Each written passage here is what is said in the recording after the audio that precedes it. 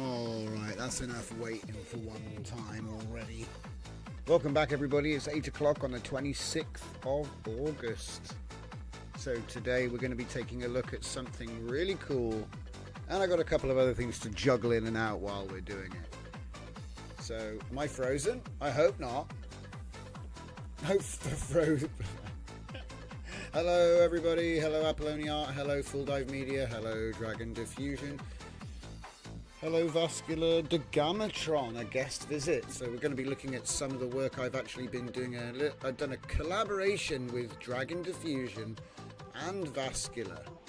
So it's quite interesting. I've done a collaboration with Dragon and Vascular. Yep, going to put that one in the books. But yeah, basically, if you're watching live or if you're watching later, there's a link in the description. You can join us on Discord. Hello Jacob, welcome. Glad you could make it. So let's see what people are saying. So Apolloni's giving us a wave. Full Dive saying, how are you doing today? We're doing great.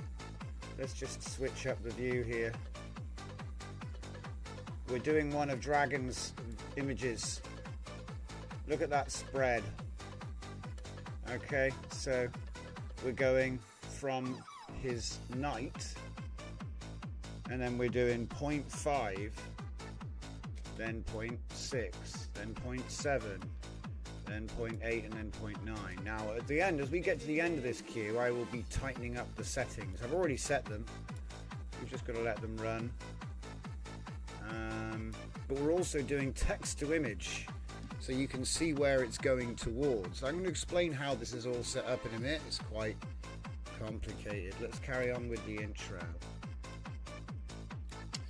So welcome one, welcome all. This is episode 229 of Latent Space Live. I'm Drift Johnson. This is Scuffed Epoch, and you'll be joining me for the next couple of hours. Get relaxed, get yourself a drink, probably work with something of your own on the side, and I'll be here to show you some cool stuff that you could be doing yourself, and then we'll most likely give out the workflows. Or I'll show you how to do it, or we'll talk about it.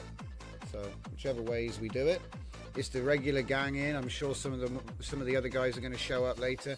We've got quite a tight class here. We've got like 10, 20 people that tend to show up on a regular basis. I love to see everybody's work, you know. Everyone shares them in the Discord.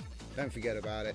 I mean, look, I could probably do an entire live show just looking at the Discord images feed.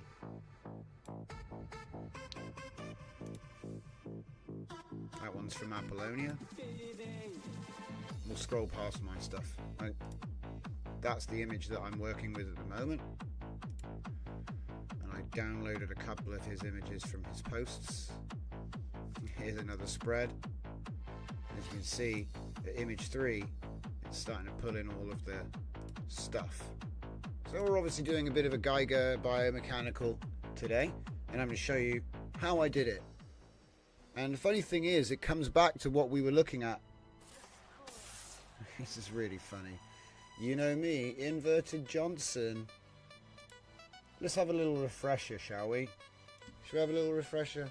Hello, MC Twig and DJ Berries. Welcome, welcome. So yesterday we were talking about using WAN to revive old data sets, and we were taking images of any size, doing an upscale with WAN, or doing image to image. So what we're doing right now is a form of, well, it can be used as a form of image to image redux. So we started thinking about that. Now obviously we're actually doing the part that comes after that, so and it got me to thinking, what if we did it backwards? Yeah, obviously. Of course I did.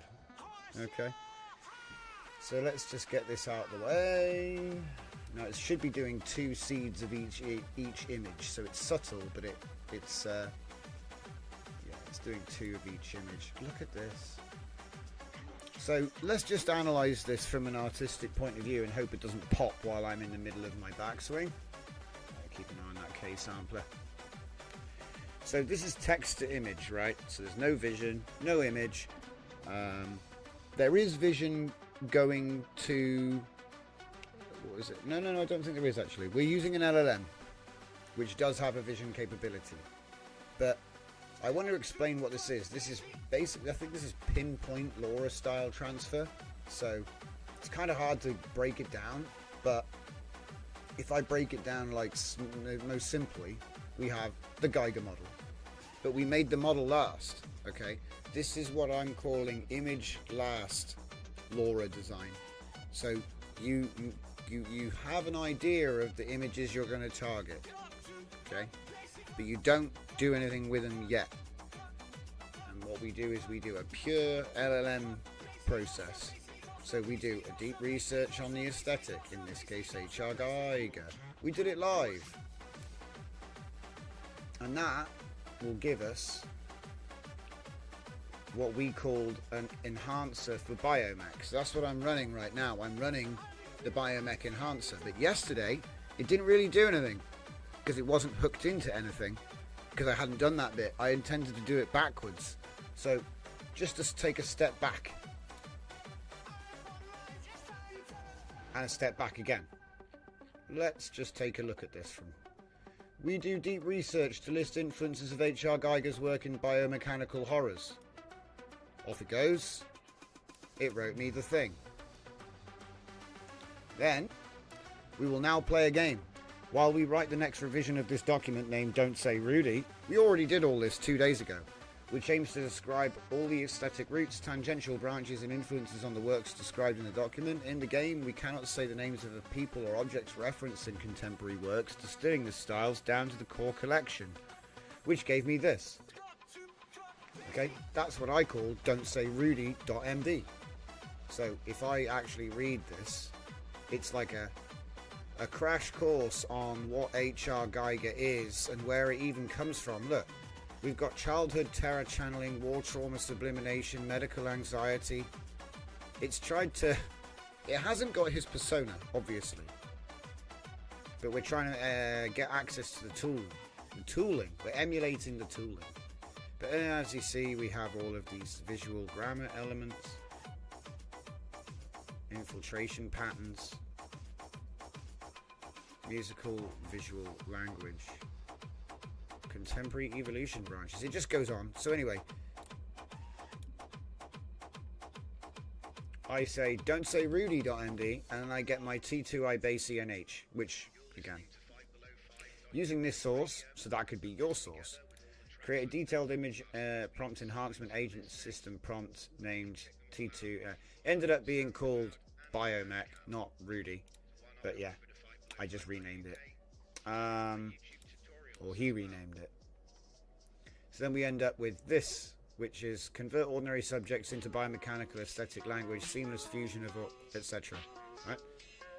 So the enhancer now has one job. It has one job. So it has some examples.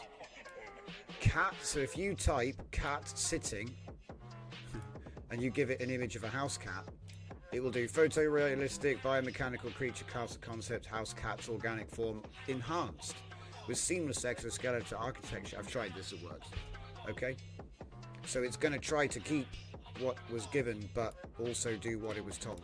And it uses a set of words. If you notice, there is a set of words which it will go for. Now, let's imagine that I wanted to clamp that world of words. I want to clamp that world of words now, okay?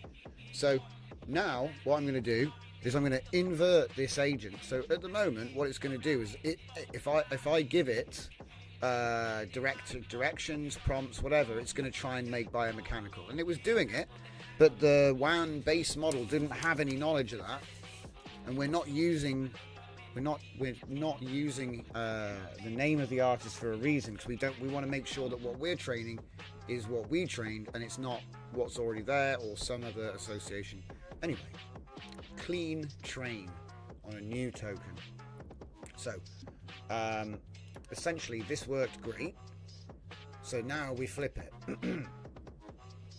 So T2I ENH Biomech.md is a special image enhancement agent which is programmed to produce HR Geiger style aesthetics without ever saying his name directly, and running from source style influences and features instead.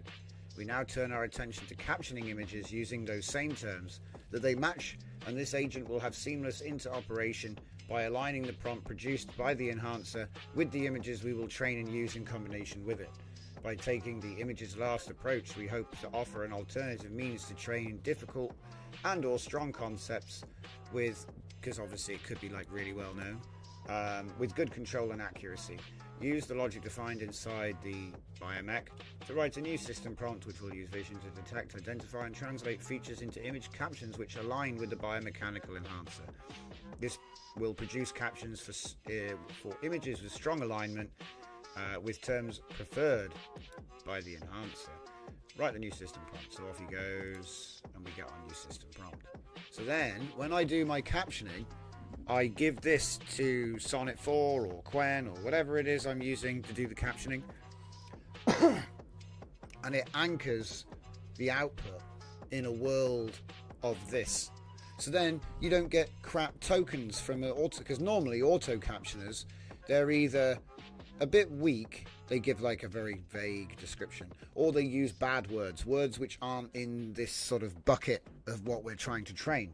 So this process basically tees us up, and now what we have is what I call you could call it a clamped captioner, because he's literally only able to caption things with these terms. Okay, now obviously this only works if you actually then give it images that do contain these features, right? But there's an element of gaslighting going on here. It will see those features anyway, to the betterment or the worsening of your outputs. But what I'm trying to say is we invert the enhancer to make the captioneer. That's the bottom line. What do I do next? Oh yeah, I wrote the readme for the thing because it's published. So if you want to check this out, it's already up on Hugging Face. It's in the Mushroom Fleet Hugging Face under Geiger style. Now, what did it say? I just want to see what he says. Does he say anything about the process? I don't think he does. All I did was give him the caption list, so he doesn't really know. It's funny when I say he, like the writer of my readme. Yeah, the agent I used to write the readme isn't actually aware of how I did it. You should call that defined nomenclature caption set, NCS. See, that's the thing. It needs to be snappy. Do you know what I mean? At the moment, I'm saying clamped captions because it's like the words. You know how if you have a clamp, say I say clamp 10, now no calculation can be higher than 10. It doesn't matter. It can only, it maxes out. So I'm thinking it's kind of like that. But it is also a bit like an anchor. I'm not really too bothered about, what the terminology is. As long as people know what it is. I mean, you could just call it like doing it because it's inversion. All I've done is I've done the same thing I always do. I inverted the process. So instead of doing, you have your images and you caption them and then you train them, instead you like create a hit list. Because think about it, if it was possible for you to make a list of every single word that might be in the data set you want to train, you could then arrange those words, train the image, generate the images, or gather them by scraping, curation, whatever, photography, drawing. Who cares how you get the images? The point is, you would have a hit list of what you need to get, and then it's like you're filling in all of the pieces of the puzzle, right? But that's impractical. But with an LLM, it can do that. So I have a conversation with the LLM to define my little world, set the boundaries of what that little world is, set rules. You're not allowed to use artist names because we all know that clouds everything up. But then here's the difference. Dragon gave me a data set of Geiger images, and then I put them through WAN to upscale them. So let me show you what I actually trained the model on, and you'll see we'll see what we got. You'll see what we got. So Cyber Geiger style 3. That'll be the. There you go. Whoa, no, that's outputs. Rudy 3 there. So let's take a look. So these are the images that were actually trained, okay? Now you'll notice they're not actually the originals. Hang on. Can I get the originals? Yeah, I can. Here we go. Oh, is that the first one? No. It's that one. Right. If you look... Hang on, I gotta like do some Windows... Oh, is that... Okay, so it's not even that big, guys. So straight away you can see the issue, right? The original image, it's old, guys. Do you know what I mean? It was low-res era, yeah? So to get like a high-res image, I don't think you can. You'd probably have to go to like a museum and to ask really nicely to take good pictures or something. But most of the images that we have access to are 800 by 575, 649 by 1024, 811 by 1000. So obviously I had to do something about that. But if you actually look at the detail here, you can see that, like, well, it's kind of hard because I can't really... Can I zoom in on this? Yeah. Let's do this properly. So if I zoom right in on the feature, yeah, so there's the original work, or a photo of the original work. I bet it looks real nice up in person. And then you look at mine, you see what I've done? It's subtle, but it deviates quite a bit actually. It's here, look. So we take a look at this feature here. It's the same shape, but it's been redrawn with WAN upscale. You see what I mean? So it's like, it's close, but I like the original has got more detail, because look, see what's happened here? We've got a uniform thing here. Geiger's way more organic. Everything's kind of different. You know what I mean? Same thing with these like bands. What are they? Whatever this is. Tubes. They're like perfect here, and these are kind of like actually all different. I don't know. It's just a small observation, you know, like if you actually compare crops at the same scale.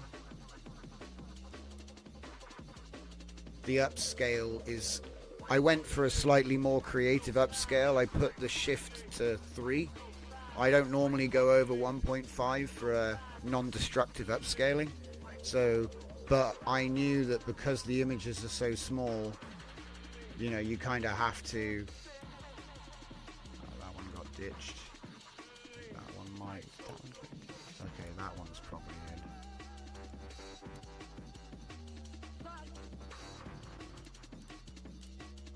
These Oh, this because the order's different. Okay, can we find that one? The order's different. Oh, wait.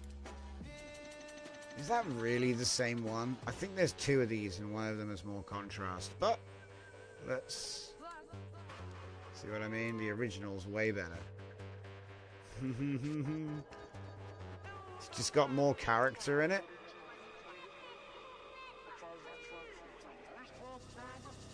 Anyway, I think I made my point. So what I'm training deliberately isn't actually this. One, because I don't want to get myself in any silliness, because, you know, this is technically, or could be, this could be like super copyrighted. Whereas this is just a AI knockoff, guys. So we're going to train on the AI knockoff, because the reality is that could have just trained it on this and it would be a little bit more authentic. But I don't mind. I don't mind. Also, it gives us the opportunity to train on 1888 by 1280, so you're going to get much better quality. Obviously, the older stuff is kind of small, so that's always a challenge. Do you know what I mean? Like, it would train, but it just suboptimal. Suboptimal. You'd have to do at least some cropping to get it to safe res. Maybe that's an option. 2.2 is actually pretty good at training at like 480p. So 640 by 480 is smaller than that. So you could just crop it down. But it seems like, doesn't it feel like... See, the thing is, yeah, I bought these books because I wanted to train on them.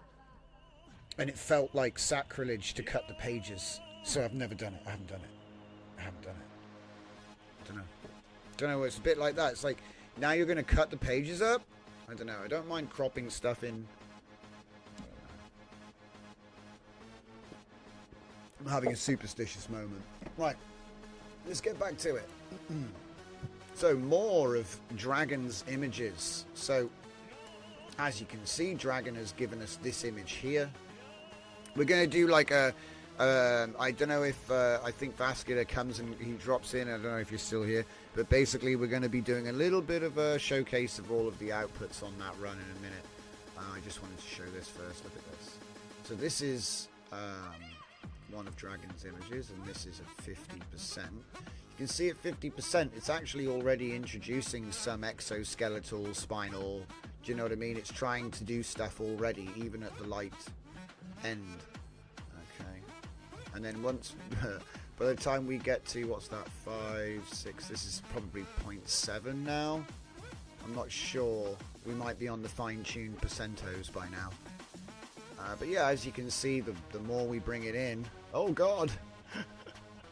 Too strong, go back. But yeah, like I say, it's introducing it as clothing. Yeah. Oh, dear. Hey, have we, like, accidentally hooked something up wrong here? I don't know how these bottom two are the same. They shouldn't be the same. What's going on? Weird. That shouldn't be the case. The rest of them work. How strange. Right, well, anyway. Oh. No. Anyway. Oh, okay. They're actually updating. I'm getting trolled because I did it in pairs. So I wanted to get 2 rolls to see, you know, what the difference was going to be between seeds as well. Oh wow, look at that. So we get the text to image up top. So that's just using wait. Am I sending every... Wait. That can't be right. I think I am. Okay, for some reason I'm sending this image in as vision to every single generation. Yeah, you should probably take that out. But then again, I don't know when I added that. Oh, I know what it is. I added it last. So it's actually not got an effect on any of these generations. I'm saved. I thought I screwed up there. Yeah, the last image in the stack is a Thora. We're not there yet. So. But anyway, yeah, so down here what we've got is various denoises of image to image with a single sampler. That's what's going on down there. So you can see as the ENH and the LoRa, you know, it's getting more denoise, and I think she eventually explodes. In this case, she explodes. But the funny thing about this is that I'm only putting an image in. That's all. Normally that would be like that. So I just put the image in. And the way I'm doing it is quite cheeky. So I'm using Olama because I know we were doing a lot of Sonnet 4 with Open Router and people want to do it for free. Black Xenomorph Pig, don't ask. But it works. So I don't know how lucky I'll be if I had to do it now, but yeah. So Olama generate, and we're using Quen 25 VL. Alright. You can see him up here. 7 billion. I'm using the, where is it? T2I ENH Biomech. You can find that in the ENH folder.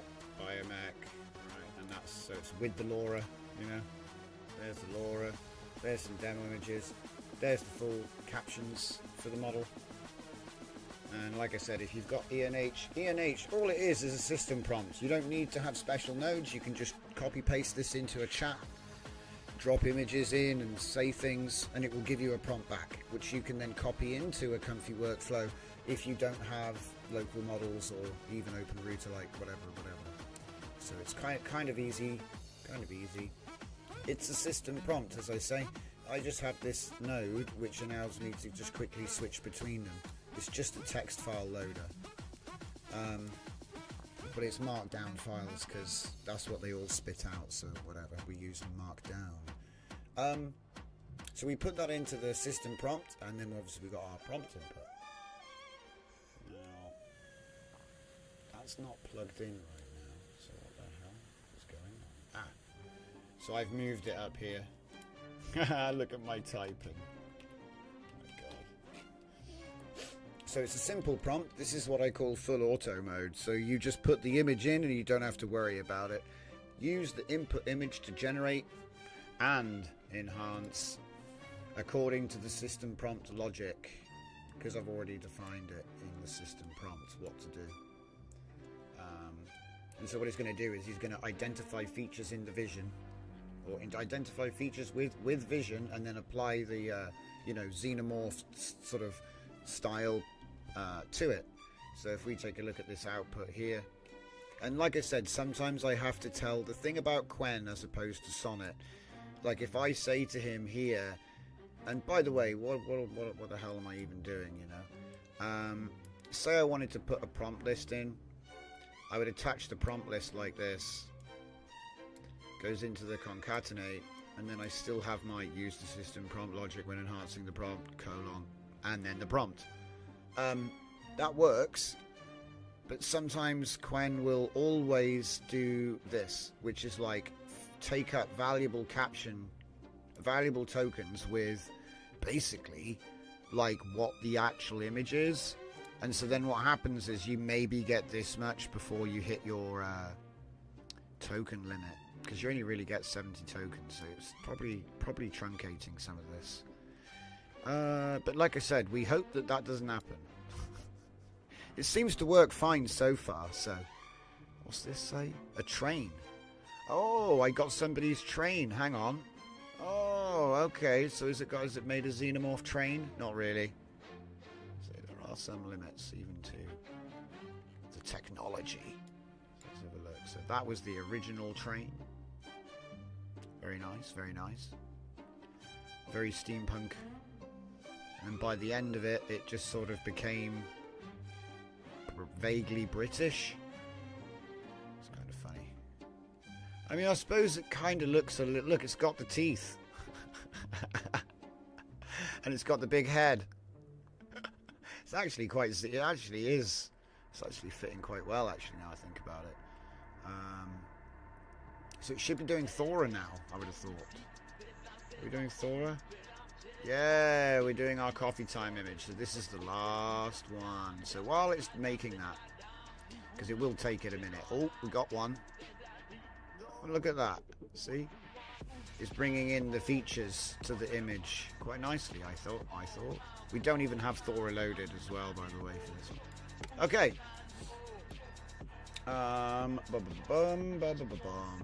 So yeah, the last thing I did, obviously, because I keep telling everyone, you know, this is the beauty of having a programmable agent. You can just make custom variants. And this is why I've got the auto loader, so I can just switch between them.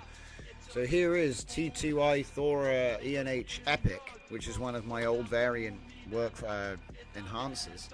So it's LoRa aware. It knows every caption in the Thora LoRa.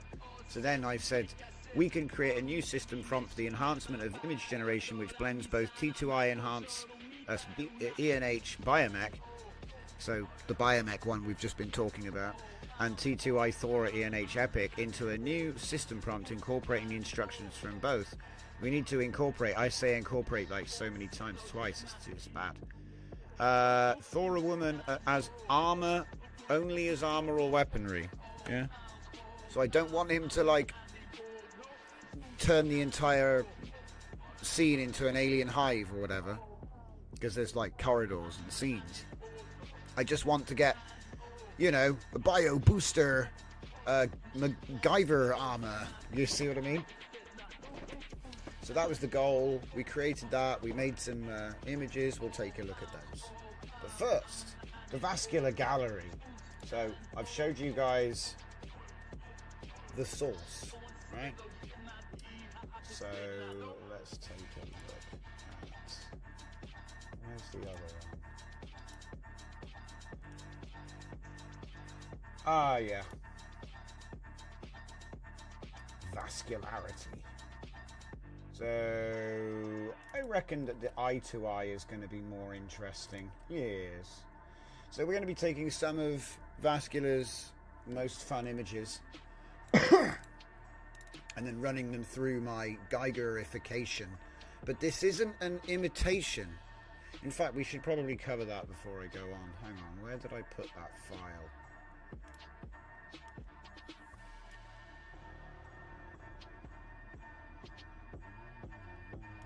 Because Vascular sent it to me, and I was like, damn, it's exactly what I'm doing. Let's see, can we find it?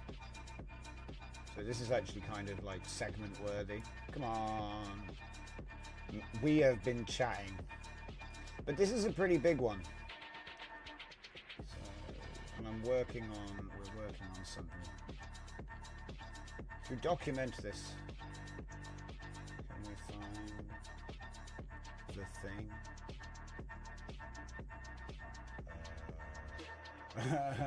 There's been a significant exchange.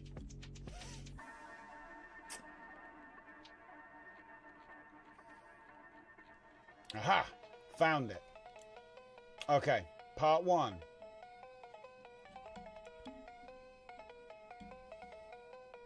Can't make it any bigger. Says what you gain from training on Geiger directly. So, you know, you could have just trained Geiger style, right? The model knows what Geiger is. We could have just fine-tuned Geiger style. So you get fidelity, because you get an instantly recognizable Geiger look. You get efficiency, because it's faster to train with less moving parts. But you have boundaries. You're locked into what you already did. So you get Geiger-esque, but not what Geiger might have done next. So this project aims to train on his influences. So this is about essence. Instead of copying, you're reconstructing the language of the art. Variation. By mixing influences directly, you can generate works he's never made, but plausibly could have. And then originality. This is less likely to collapse into mimicry. It becomes something inspired by rather than derivative of. And then you have indirectness. You might not hit the exact Geiger field without layering in Biomech signals, an enhancer or custom data set, which is what that's what we're doing. With the LoRa, that's the target. And then complexity, and then he goes to talk about his particular study with Fuchs, Blake, Lovecraft, Fuchs, is it Fuchs? Fuchs? Let's call him Fuchs now. It's going to be another Euler again. Right, jump back to the present, get back to the main. Okay. Okay, and then like I said, you end up with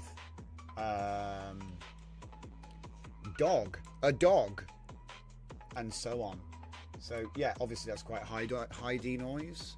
So I think we've experimented with different denoises in this one. So let's just hit it.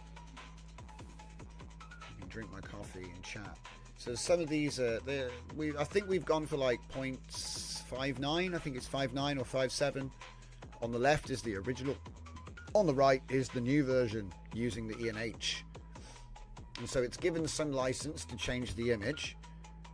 Okay, this is image to image, obviously. Denoise is, you know, under 6. Some of them came out really quite amazingly.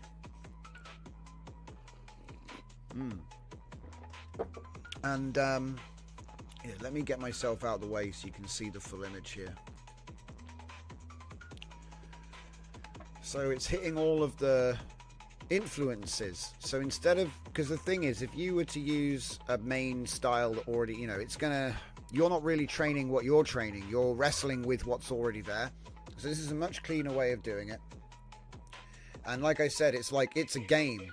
So it's style without saying the name. So it's almost like, imagine if the style is like an egg and you break it open and inside of it is all the words that were associated with that egg, that concept or style. Yeah. What we then do is we make an agent which can only speak the words from inside the egg without ever mentioning the egg itself. It's like a game, you know. And like I said, it's don't say Rudy, because that's Geiger's middle name. So then what we end up with is like, I would say, an emulation of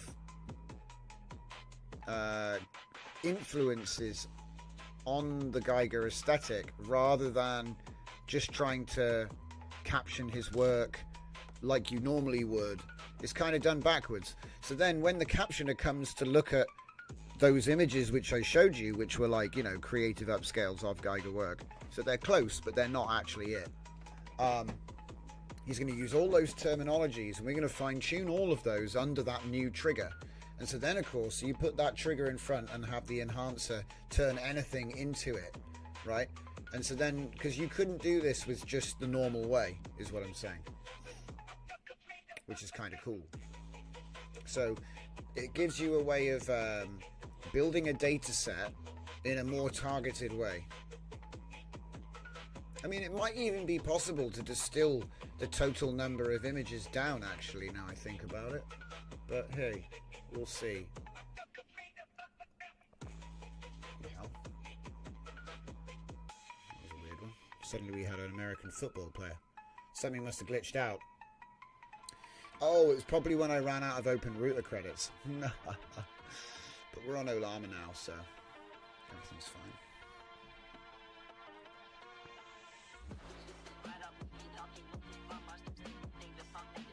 I think the denoise was quite high here. Yeah, the denoise gets low in a minute or now. You'll see it just you get a new folder. So there we go, we've done all those.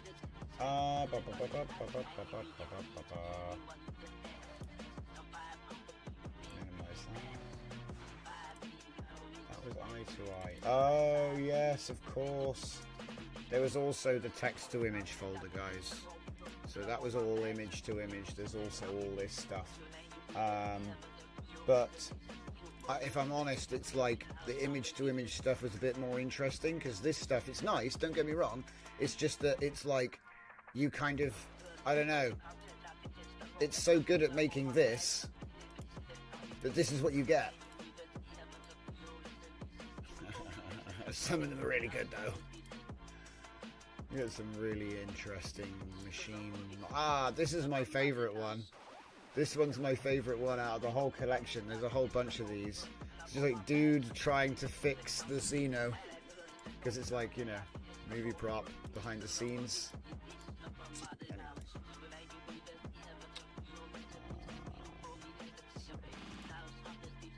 Any honourable mentions? it liked to do stuff like this. It would make a lot of these, and I got lots of deacons, which I was kind of surprised by, because you never really get these, you know. There was a bit of weird symmetry trained in though, so I'm gonna have to pull some images which have symmetry, because I think it learned that this is like a symmetrical thing that it's doing, and that led to this double head mode, which isn't great.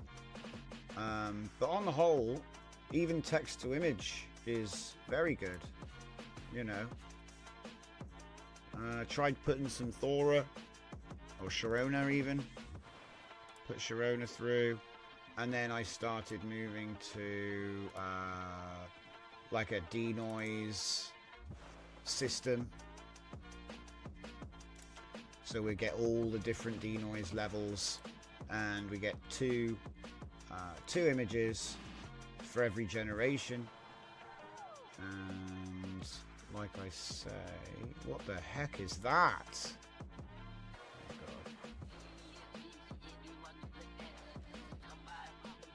God. Oh yeah, that was one of the... There he is again. Behind the scenes. But yeah, the image to image folder is by far more interesting, because it has the big breakdown, which again showed like these are a lot of his images. In the top left, these are his images, and then we're doing 0.5, 0.6, 0.7, 0.8, 0.9, and I did like a couple of different seeds. Can we make this any bigger? Not really. It's about as big as it gets. So I suppose I could put it in the middle. It's not really. Shame. Well, let's take a look at a couple of them anyway. So there's some more.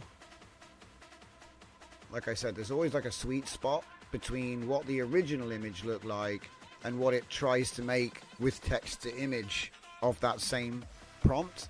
And then it kind of, you know, you can see the features slowly being introduced. There's like a different seed on the same thing. Another different seed. No, wait, that's not a different seed. Oh, that's a different image as well. It's funny how sometimes a different seed will cling to the concept at one end or the other. You know? Let's see.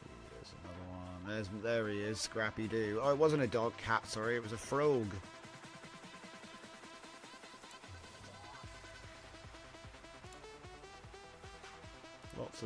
Lots of bare-chested men.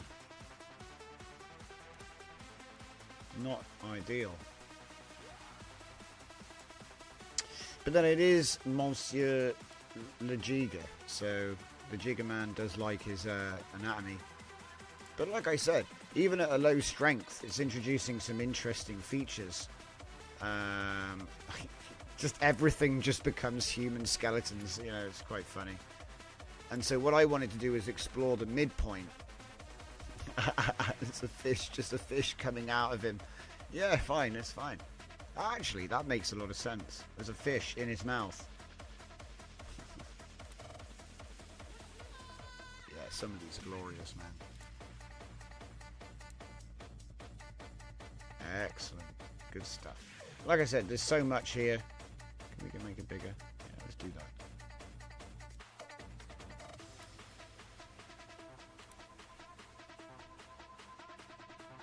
Excellent.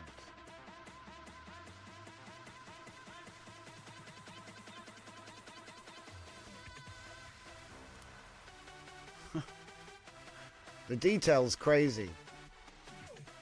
That's what gets me. That's probably one of my favorites, actually, out of the whole thing. So insane.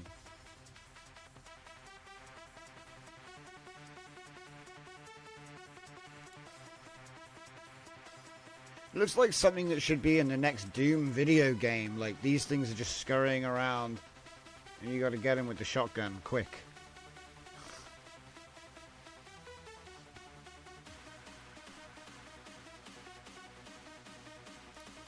Yeah, I think it captured it. Obviously, it's a little bit confused about a few things, but we're not trying to define. Do you know what I mean? I wasn't trying to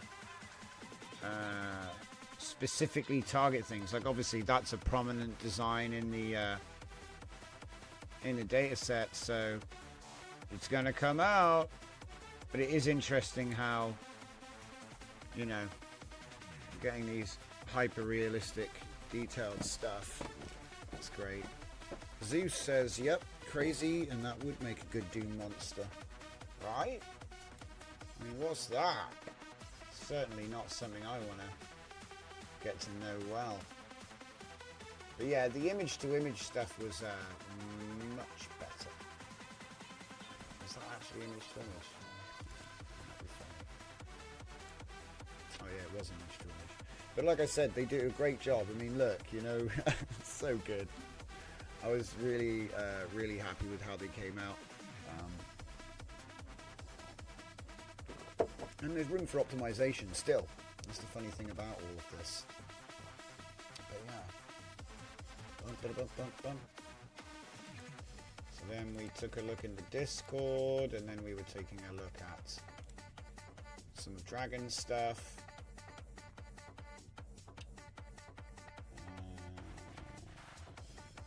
Doesn't look like there's much here actually. Looks like things aren't saving right. Or they're saving somewhere strange.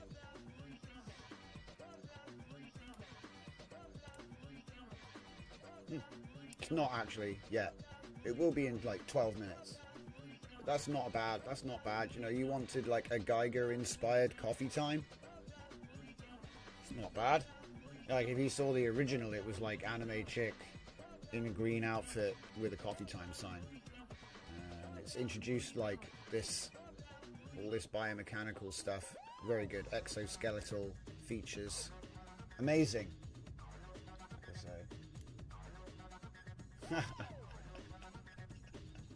Oh, it's so good.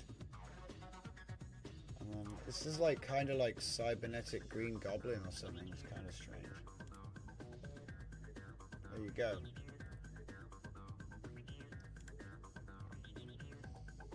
Now, Geiger Thora. We got 10 minutes. Yes. Let's go. So yeah. Just adding Geiger to Thora and then making the Laura aware and then seeing what it does. The idea was to apply the Geiger style to the clothing. That's what we're trying to see if it'll do here. And I'm doing different levels of denoise and playing around with it.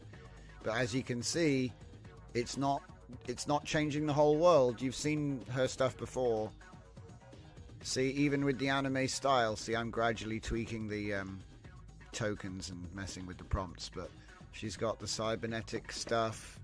See, every now and then it's losing the anime style in her face, you know? But anyway, we'll see how this goes. Because I'm basically just I'm just going to turn up the strength. Oh, I haven't seen some of these. We've got like duality. Maybe she's moving really fast. It's an after image.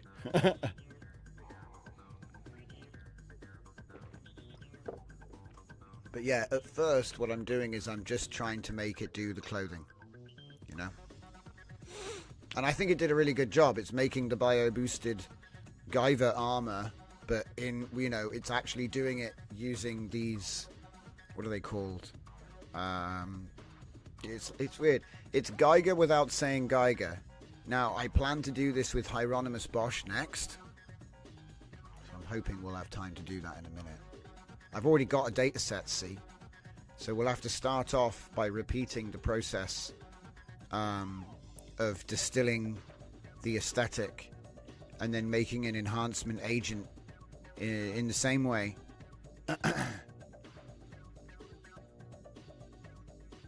No comment.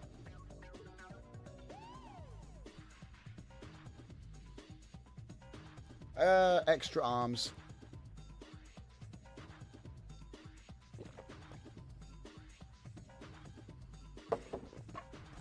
So yeah. It's doing the biomechanical boosted armor. And we're going to turn it up as well. Towards the end of this, I'm going to start turning up the... Yeah. We're going to boost it. But it doesn't affect quality. It's just introducing, you know, more exoskeletal features. Obviously, I'm using my randomizer for this. So it's the same randomizer we used every time. So occasionally it's going to make, you know, different stuff. You see, look, she's got the alien arms. Very cool, very cool. It's blending the two. Sometimes she looks a little bit too buff, but, you know, whatever.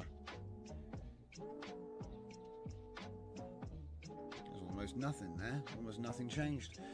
In a way, though, it does make her outfit a little bit more consistent, which is kind of funny. Look at that. What is that? Is that like an exoskeletal thing? It's like a hydraulic. Cool.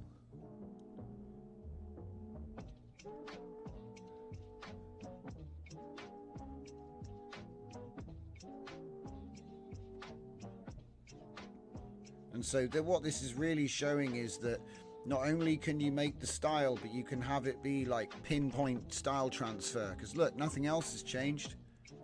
It's just her clothing, just her outfit. I did say also weaponry as well, which was maybe a mistake because the guns were actually higher quality. Now they're kind of, now they're not very good. So I should have said, just do the outfit with the Geiger style. You know? Probably take the best ones and put them into this new, what's it called? This new Quen thing. You were like, what? This new Quen thing? Yeah, man. I think it's called like Quen ID or something like that. Came out today. It's like unified control net. So all of it in one, all in one. So it's never been easier to Quen your control nets. We'll probably look at it tomorrow. So aside from the fact that it's sort of made her a bit more realistic than she should be, yeah, which isn't a problem because you can just do an anime pass. Like you can just animify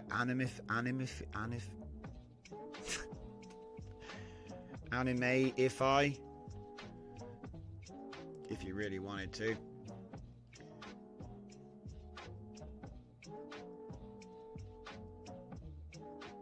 Probably just swap it back to the anime style. And then retrain all of the best ones again. And like make that uniform super consistent. Like pick one of the designs and be like, that's the one. And try to make them all look like that. Train that. And then you don't even need the Geiger model because that's the new outfit. There's enough of them. And they're actually similar enough. You could probably just train them like this and get an average. If you just tag them all the same or describe them all the same, it's going to work. How many images are there? Oh my god. Welcome back, Dragon.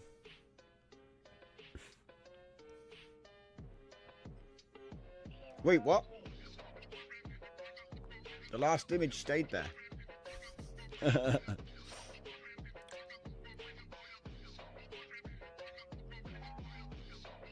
I feel like we've been all the way around and not gotten to the good stuff. What's going on? I'm going to skip.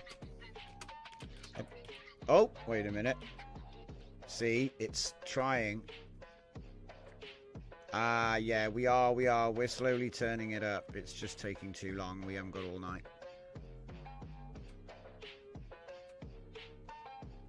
Ha! The floating gun technique.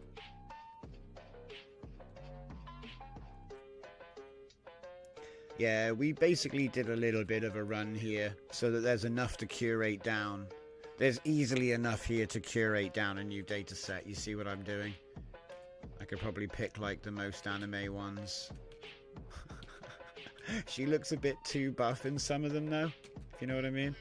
It's kind of like the femininity of the pose sometimes is gone when they make it too hench. So these are still pretty elegant.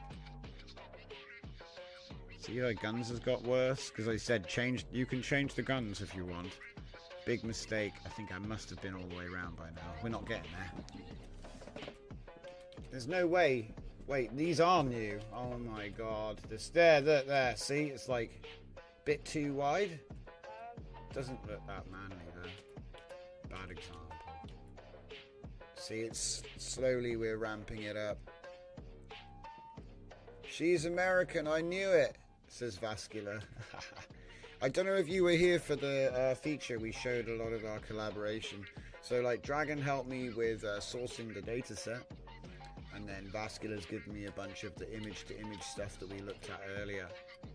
So now we're just like stepping up. This is all an experiment to see if we can pinpoint transform her outfit with Geiger inspired. It's Geiger without saying Geiger.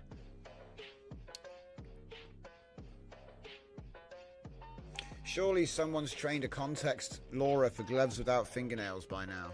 Yeah. Vascular says I sped back through it. Nice. You're all caught up. So yeah, we're basically just doing, because I made a Thora aware biomech and then loaded the Geiger Laura and the Thora Laura together and then just fed it the old data set to see what it would do. And this is what it did. Ooh. So we're not getting like super hard xenomorphs right now because I've got it set to just update the armor. So it's just trying to do that. It's quite consistent actually. It's kind of surprising how consistent it is. It's got a really solid idea of what it's trying to do. There's like those features are often there. There's so many images as well. It's because every time I was making like 8 images at once, and then I was doing like 100 batch, and then I'd do something else. Go back to work. And at the end of the day, we've just got all these to look through, and we're getting much. The fidelity on the outfit is getting there, man. It's like getting to the point where it's worth curating down. Somehow the lore is still like.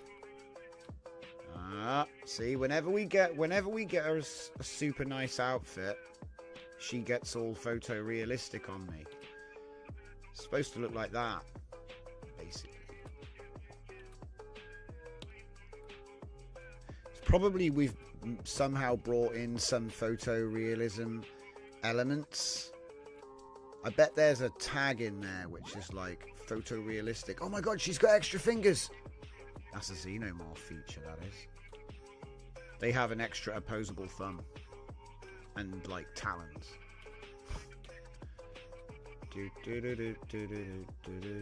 Oh, it's getting stronger.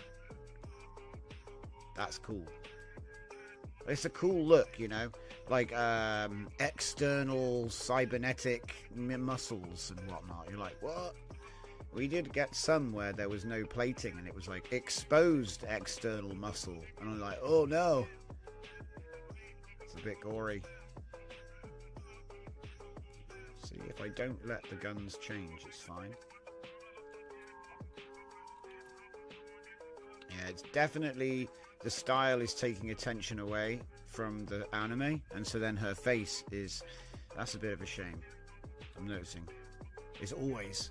You know, the more detail that goes into the outfit, it's kind of like a trade-off almost. You can see it.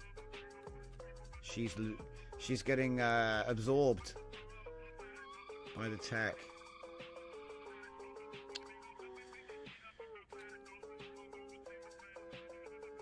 How big is this? I might have to actually have to go scroll down. Oh my goodness. Okay, so it's a few hundred then. So let's see if we can pick some out instead. I bet they're not even in here, are they? Whack, whack, whack, whack, whack. Not even in there.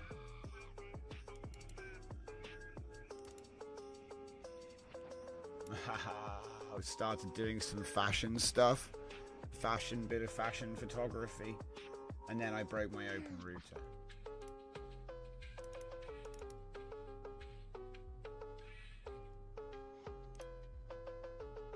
Did some interesting things with like catwalks. And obviously making like prime xenomorph stuff. This was my favourite one. That was my favourite one of the day. I upscaled it and shared it around. It was a good one.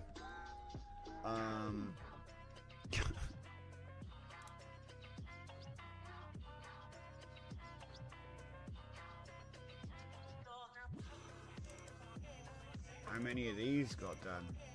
One. We got one coffee time. And you know what? It is.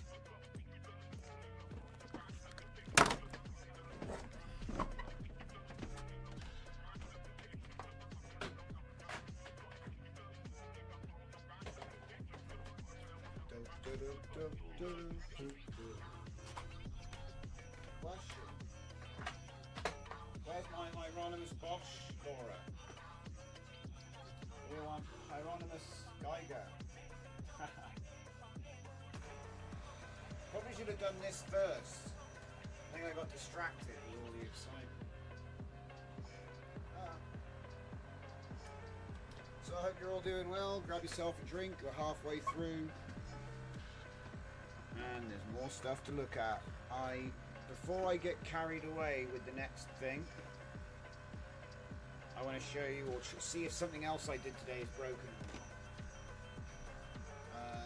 which is also kind of cool. So, yeah. I just had this idea earlier. I thought, yeah, well, we'll see. It probably won't work. Work, and then we can just get on with what we were doing already. But it's a nice little side quest. So, Dragon's gonna have an emotional meltdown in the next week or two because he's giving up vaping. Good to know.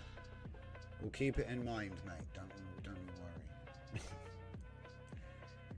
Okay, and we're back. So, yeah.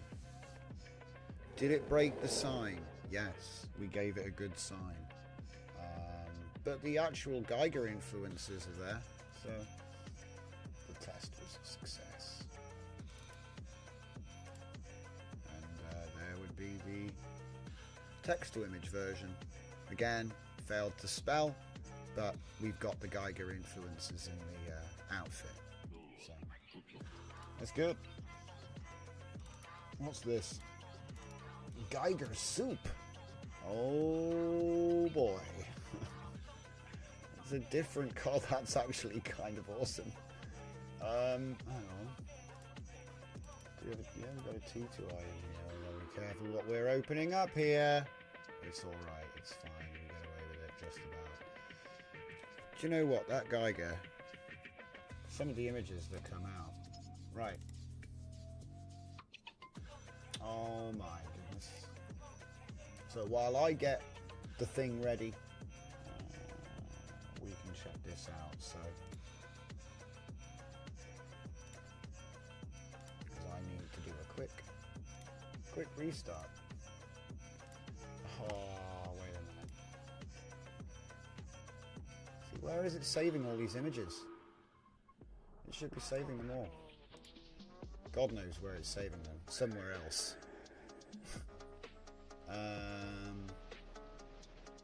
But yeah, you can see the elements being brought in.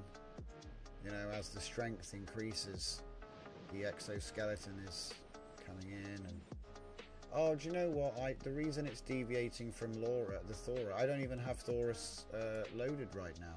Of course, I'm doing pure Geiger testing to see. So yeah.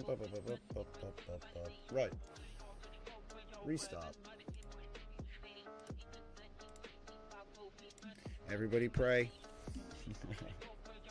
So again, before we jump into the image thing, yesterday we covered this. You can use WAN, retrain roll datasets. You can just retrain them, or you can choose to upscale them with WAN first, or you can do a redux technique, which is pretty much what we've been looking at. This is like a redux technique. We're doing image to image with pre-trained LoRa's because I've got them first you don't have any, but then, you know, as you slowly migrate all of your work over to this, now you have a WAN LoRa, and the WAN LoRa can do much more in terms of quality, size, and all that. So, like I said, once you've fine-tuned your stuff in, it's on point.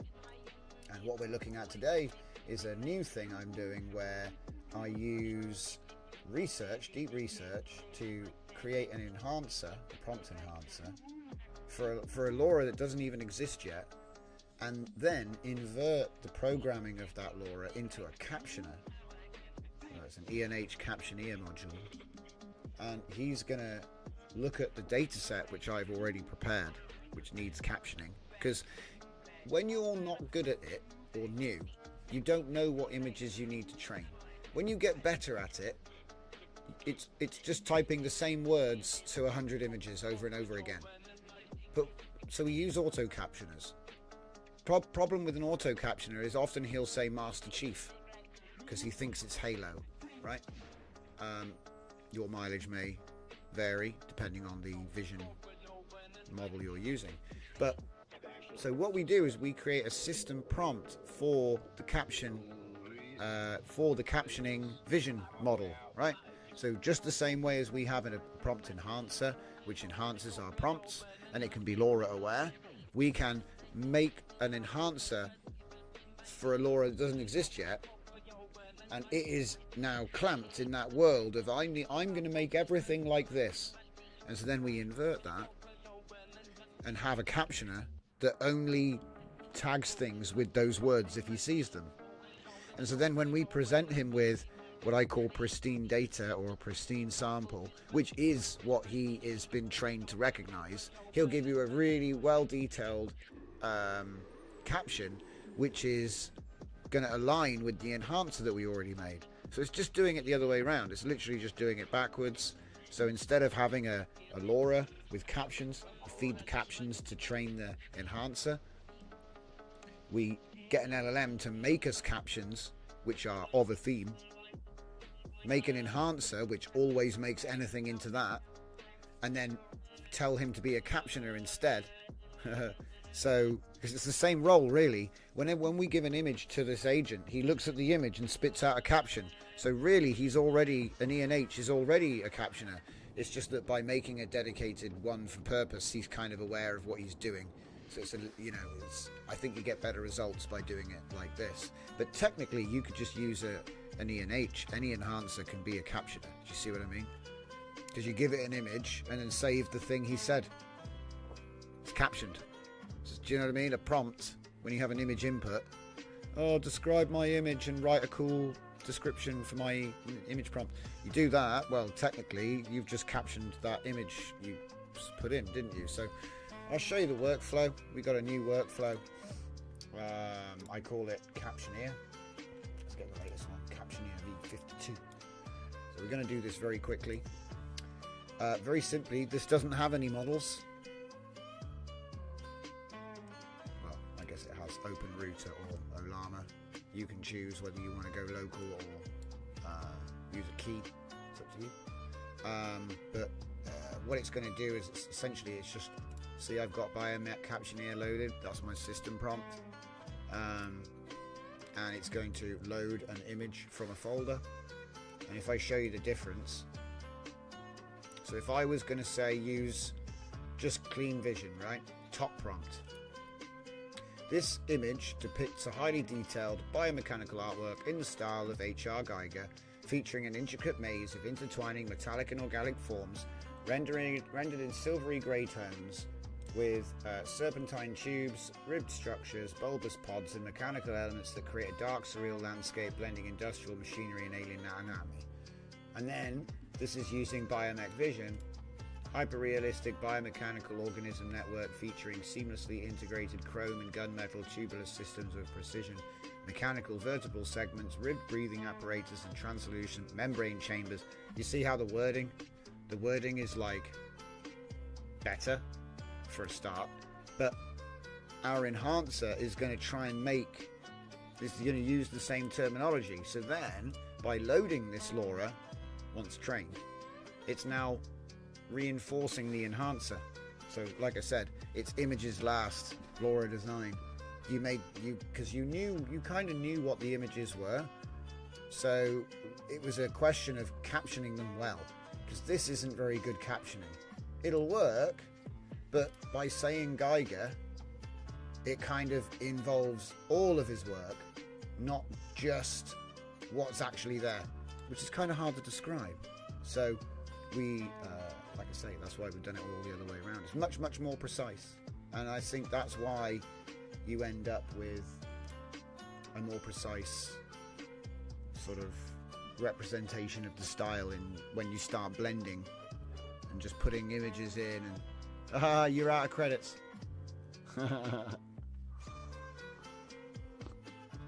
So from here we start using Olama, guys.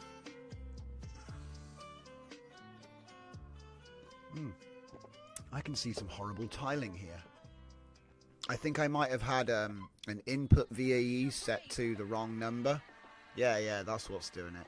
So if you see some of the images have like a grid, like here you can see the grid. That's the result of me doing the input VAE at 128, and then the output at 512. So it won't happen if you have the two numbers matching. That's literally my fault. I was playing around with things and forgot to put it back. Because like I said, I was not really paying attention to this. It was just a big cue. We set it all up and let it rock and roll. But as you can see, for the most part, you know, when you those grids, that's my fault. I take all the credit and all of the criticism. It's fine. It's my fault. But like I said, you just wouldn't see that. It's a mismatch, tiling mismatch. It's kind of funny. I've only just noticed that now. It's because I do everything on remote access. So when I'm working, I generally don't look at it full screen. You know, I'm guilty of the whole. Everybody looks at it like on a mobile phone and a thumbnail. I do it too. There you go. See, there's another version of the same image. Fine. I'm loving what it's coming out with here. I think I started doing some like landscapes and buildings, architecture, you know. So yeah, you'll have to forgive me for the bad tiling in some of these guys. That's totally my fault. Interestingly, one of the hardest things to overpower is Marvel. The Marvel influence, which is kind of ironic because I think that actually Disney own an Aliens franchise. So it's all like in the same boat anyway. But yeah, it had a habit of making good faces, I guess you could say. Good faces, like porcelain faces. It didn't want to, or it was like, oh, I make this skull. Oh wow, look at that, as a person. Wow. Okay, using Mega Demon's inputs now. So that's one of my old models. See what I mean? Isn't that Iron Man from the back? Some kind of... Wow, look at the sinews. Wow. It's crazy. Some of these images are crazy. It never quite goes into the realm of worrying, if that makes sense. Like, it's never too spicy. It's like, you know, obviously I'm not asking for any, like, mature prompts or anything, but...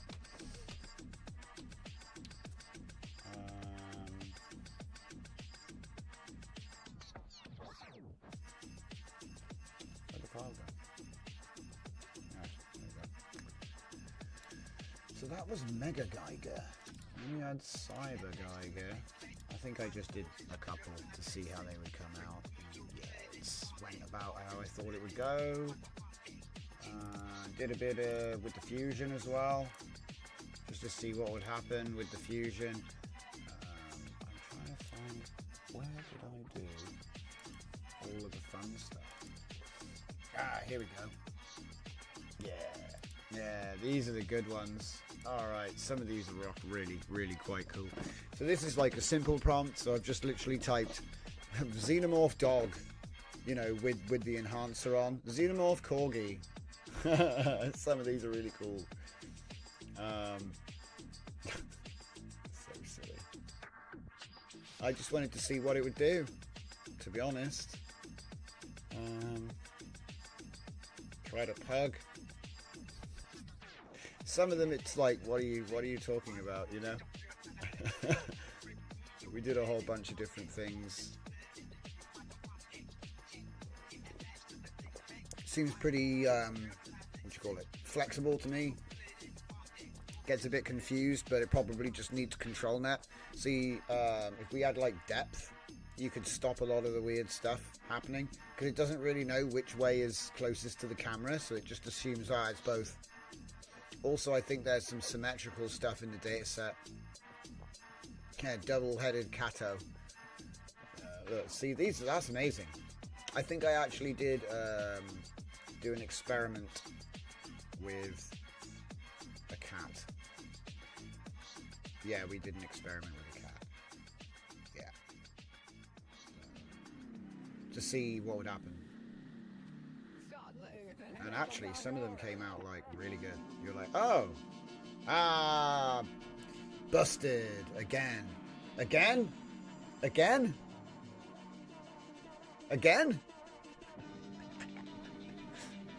You have run out of credits with OpenRouter. Here we go. Now we get to see the Thora Aware Biomech outfit collection. This is the one I was trying to find earlier. So we found it. So yeah. Some of these, I think it still suffers from, like, you know, as we said before, if the subject doesn't take up enough of the screen, then it's got nothing to draw on and it kind of gets lost in the source. But as long as your character is taking up, like, I say it has to be sort of 1/3 to 50% of the screen area. You get the best results, which is kind of hard, because when you think about it, if a person is standing in full frame, they're less than 1/3. They're like more like 1/4. So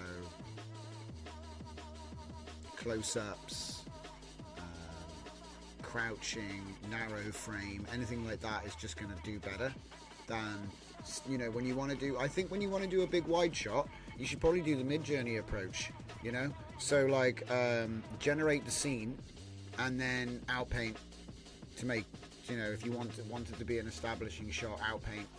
I think that's probably something worth looking into. I bet all you got to do is use black bars or something like black bars.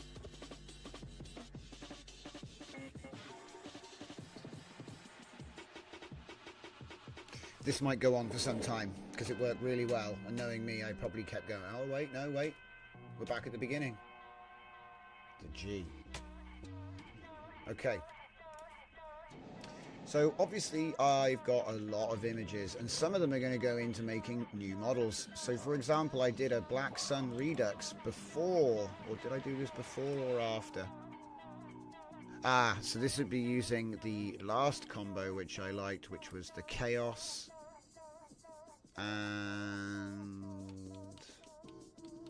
something else. It's the last combo we were using anyway. But it didn't quite hit right, even in image to image. It seemed to lose the silhouette, so I think I might just come back to that. Let's see. Oh wow, look at that. Isn't that cool? So that's using the Warrior Woman in combination with the Enhancer. Matter of fact, let's do a little experiment, shall we? Let's do a little experiment real quick. Ooh. So I've just put in the workflow from that, okay, but I'm going to make, so it should make that image. If I was going to make this, so what's it got? Chaos style, fusion style, yokai woman style. It's using OpenRouter, which doesn't work, so the prompt isn't going to be as good. Let me just, I've got to solve that. You can't actually make this. So that's just a good question. So yeah, if you open up one of my workflows, it's got an OpenRouter, and you don't have OpenRouter, but you do have Olama. So we're just going to do connectivity. We're going to pick Quen 2.5 VL, set it to 0. You can take my, whatever I have, I usually have a Zenkai ENH put that one into the system prompt. If there's an image in there, drag that one to the images. You're not going to need a key for Olama because you're running it on your machine. And then drag the prompt into the prompt. Now often what I do is I chuck one of these in there to try and clamp him. Use vision to identify features for prompt enhancement without giving feedback or introduction. Only the prompt is needing in the output. Enhance the following prompt, : space, and whatever it is I was putting in there in the first place, which in this case is Black Sun, one of my oldest data sets. Very old, very old. Now, use vision to identify features for the prompt enhancement. Hang on a minute, that's... Oh yeah, we're not using that anymore. So plug it in there, and then don't forget, don't forget to swap the output as well. Shift click and swap it over. And you can forget all about that one, delete it if you want. And now that's basically just spliced in local LLM in place of the API. So, you want to do that instead. Just remember, you might be limited by the ability of a local model, obviously. But to be honest, there's not that much difference for these tasks. So I'll just shut that down there. Put him in there. Right, so it's ready to rock and roll. Now there's one thing I'm going to change now, which is to add in the Geiger, or the G1G3R model, and bump it up, and I'll put it on 0.75 so it will contend with Yokai Warrior Woman, but the other two styles are weaker. It might be that we need to change it, but I don't want to change it too much. I want to just literally say, there it is, and there should be, here we go, in front of the prompt, so where it comes out, there'll be another concatenate, which is basically chucking a bunch of triggers in front of, because this is not a LoRa aware enhancer, so it doesn't know what you're doing. You have to hold its hand, so... I reckon we'll put Geiger in front, so G1G3R space, so you can just stack them. Geiger, Fusion, Chaos, Style, Yokai, Warrior, Woman, 1. If you can even say that. This is all 1.0, which actually means, let's see, 1, 2, 3, 4, 5, 6, 7. Okay, so it's diluted by quite a bit. That's alright. Let's see what happens. And it just explodes. Just catches fire.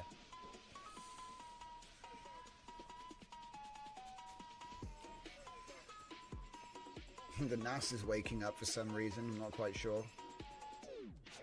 Must be relevant. Okay, so obviously that's going to take a minute. Or not. It's for some reason loading clips, so... Alright, cool. Oh wait, here we go, Power LoRa, it's springing into life. Right, so I'm going to make a new workflow. Because I got a new node. Like, switch! But this might only last 5 minutes. So, this might be over real fast. So, we're going to do load image. We're going to get 3 of those. Let's just pick something which isn't like... Can we have... oh yeah, lots of pictures of Arnold Schwarzenegger. Don't ask, don't tell. No, I basically want to throw it through the Geiger stuff and see what happens when you give some vascular physique to the Geiger engine. Gigarify it. So none of these are what I'm looking for, but it makes more sense with what we're doing to just have them there. Alright, so we've got 3 images. Now, I call this DJZ Parallax. If it even loaded, that's the point. Does it even load? Flex image. Oh wait, hang on. That's interesting. He's using a depth map.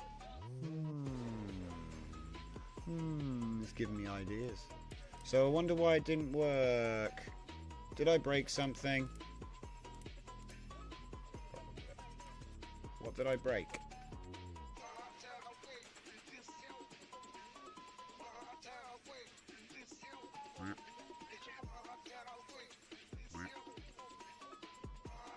Hey, I've got an idea. I'm gonna risk it for a biscuit. Hold up a sec. I've been waiting for a good reason. I needed a what's it called? A test case. So we've done a little copy. We're just gonna take the .opy file now. COPY. Everyone knows what that is. Now what I'm gonna do. Isn't it Gemini? Wait, I want to see if I can do it for free. Open router.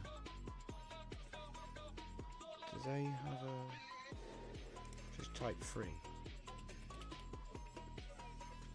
Okay, let's see what's on the menu. Quen 330 billion. Oh, OpenAI G. Let's give it something to do. Okay.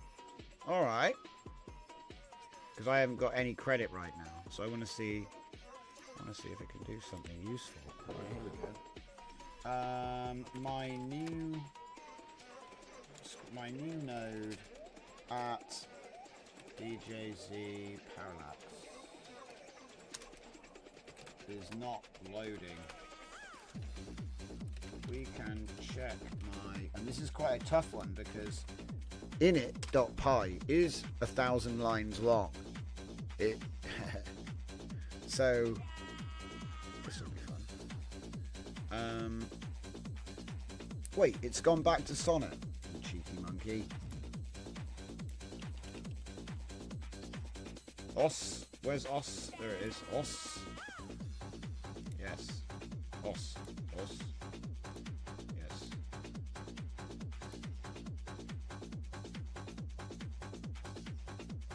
Alright. Meanwhile, yeah, because the node didn't load. Unfortunate. I've got a parallax load. I've got a parallax node, guys, but it doesn't load. So yeah, no, I don't. I don't have a parallax node.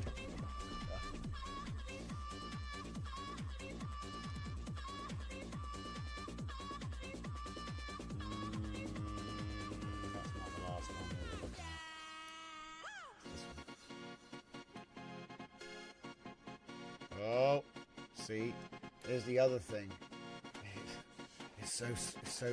It can be quite slow. First run is always the slowest, but it's weird. You get spoilt by using APIs that you pay for because you're used to just getting everything back instantly all the time, and then to be honest, it's not slow, but it just feels slow by comparison. Because this guy has to compete with 2 seconds, 3 seconds. You get it back. Bip boop bip boop boop. But it's not really worth paying for that. You can do it for free with a local model, so it's kind of like,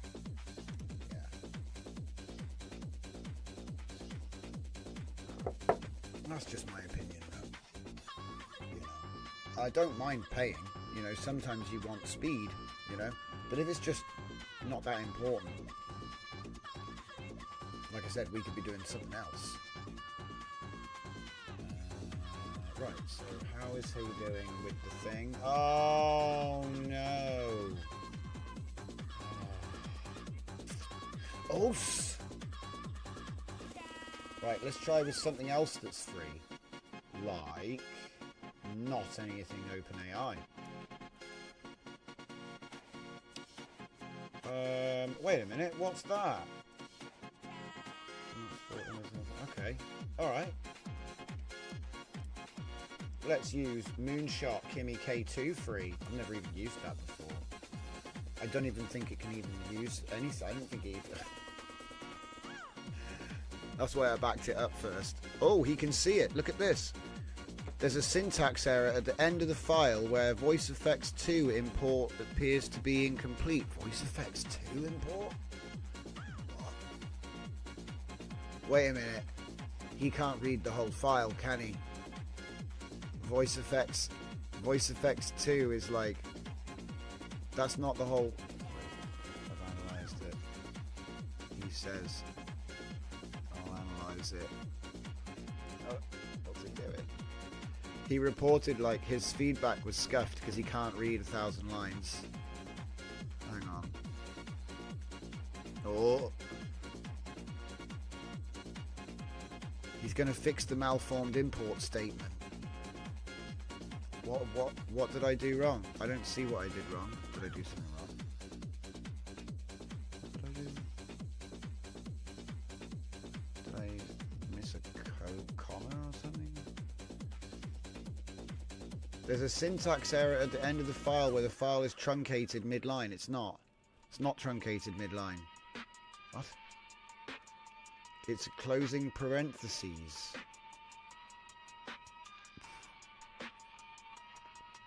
Look at him.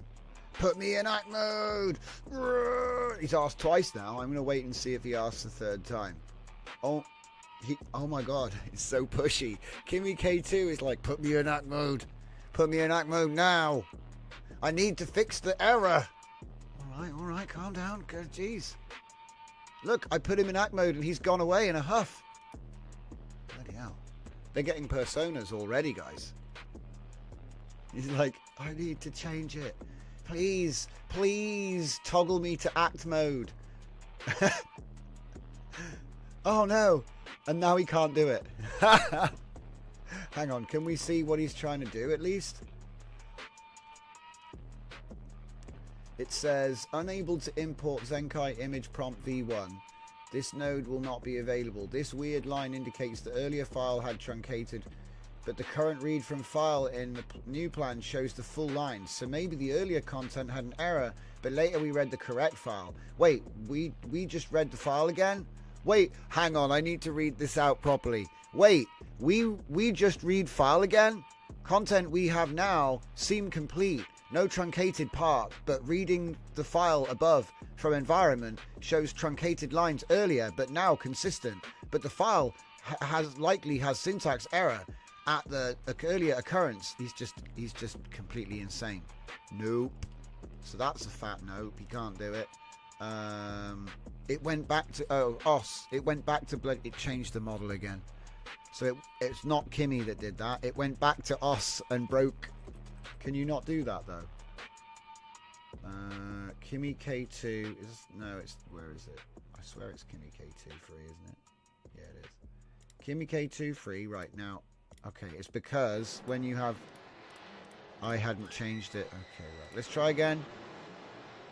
Somehow, yeah. Hey, Fernicar! Battlecruiser operational. Liked and subscribe. Don't forget to like the stream, guys. Here every day at 8. Oh, by the way, I'm actually thinking we might start at 7 o'clock in September because it's going to start getting darker. I might hold off until October though. Let me know what you think. So like winter, an hour earlier, basically every day, because it's going to be getting dark, man. But let me know what you think. I could just as easily stay at 8 o'clock. So.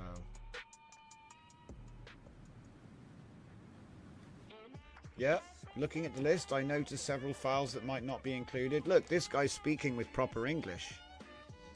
So when we put it into act mode, it's like somebody shot him in the head and we were talking to someone that couldn't even speak English. And it was OpenAI 20 billion. I know that they had to squish their model down to get it to run like for the open weights, but I didn't expect it to do that. That's crazy. It was like truncating language in mid-sentence. This is really good. This reads nice. So what's he doing though? Has he done anything? I think he's got himself stuck. Let me search for things and then he can't do it. I can see this. La-di-do. Right. Yep. He's going to say, put me in act mode. Put him in act mode. Go. It might be that he can't do anything. Identify the error. Fix the import statement. Ensure parallax is imported. Wait, so he's fixed it? Huh? There are 24 files that exist in the project. Oh no! Stop! He's about to add all the Python files. Don't do that. some of them aren't supposed to be in there. So I don't know if he's actually fixed it. I want to find out if he's fixed it. Ooh! Huh? How did we do that? Too many Lauras? Surely not. And it could be, but that would be crazy. So where did it blow up?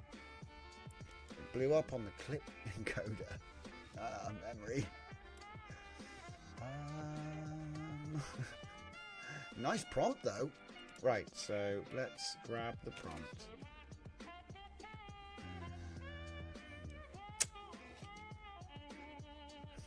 Why did it blow up though? It's a text to image. 122, 2 to 1. Could it be that it's too big? I made the image already before.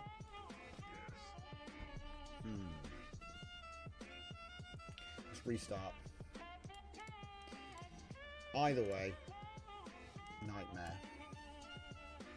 Well, we got 3 minutes left until I have to change to the Monsieur Le Boche. So I don't want to be like getting caught up on this. Same with the you know, the parallax thing.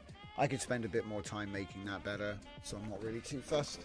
But yeah, this is definitely the move. The hell, hurry up. Comfy, complaining.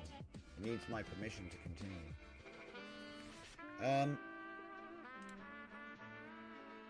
But yeah, these came out good. Redux, Rudy, Geiger. What's in this one? Ah, yes. So this is where we managed to keep the Black Sun aesthetic. So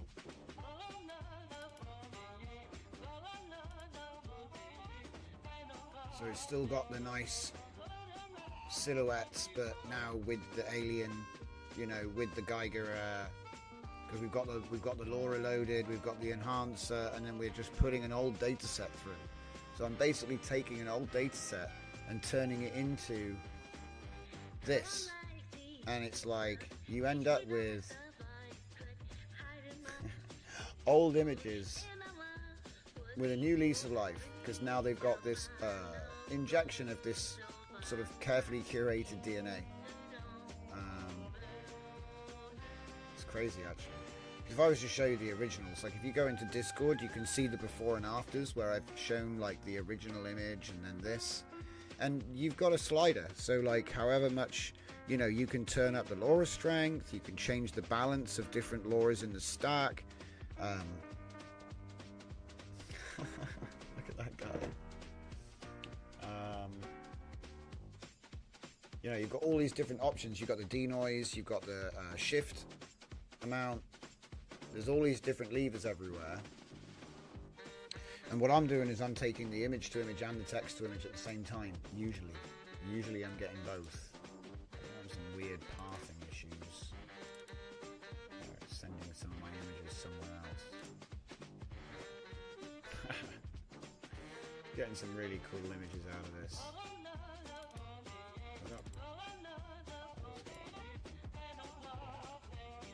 We started messing around with getting the silhouettes back. It's just literally a matter of getting the denoise just right, so it doesn't override your previous work. But yeah, Fernicar, day one support of Quinn Image Instant X Control Net. Yeah, I talked about it earlier. There's a unified all-in-one control net for Quen. We will take a look at it tomorrow, so you can look out for that. It's kind of funny because, you know, we just did that 16-shot thing, and it. At first I was like, oh man, now I guess we don't need that. But no, now you can use Instant X in every single one of those 16 shots. So actually it just makes it even better. But I'll have to overhaul the workflow because it doesn't have control net input. But it won't be a problem. It will not be a problem. I just need to get my hands on those weights. So much stuff going on in the last couple of days. Insane. So yeah, I was so tempted to do a new new mega demons, you know. But it's almost too good. Mega Demons was super abstract, so it forms a nice base because there's not really much. There's something there, but you can't really make it out. But that was half of what it was. So it's nice to use to do this sort of work, but it's like not... It's almost too good. That's it. My complaint is it's too good. I don't know. It's not really a complaint. Call it what you want. So let's go back in here and see if my node is now loading. I don't think it is. I don't think it actually fixed it. I think he's gaslighting. Yeah, he's gaslighting. DJZZZZ ____ P. Nothing. Damn, it's not there. See, my good friend Sonnet would have sorted this out in 5 seconds, but I'm setting a challenge. Can't use it straight away. Let's use a Gemini. I want to use a free one to fix it. It's a simple problem.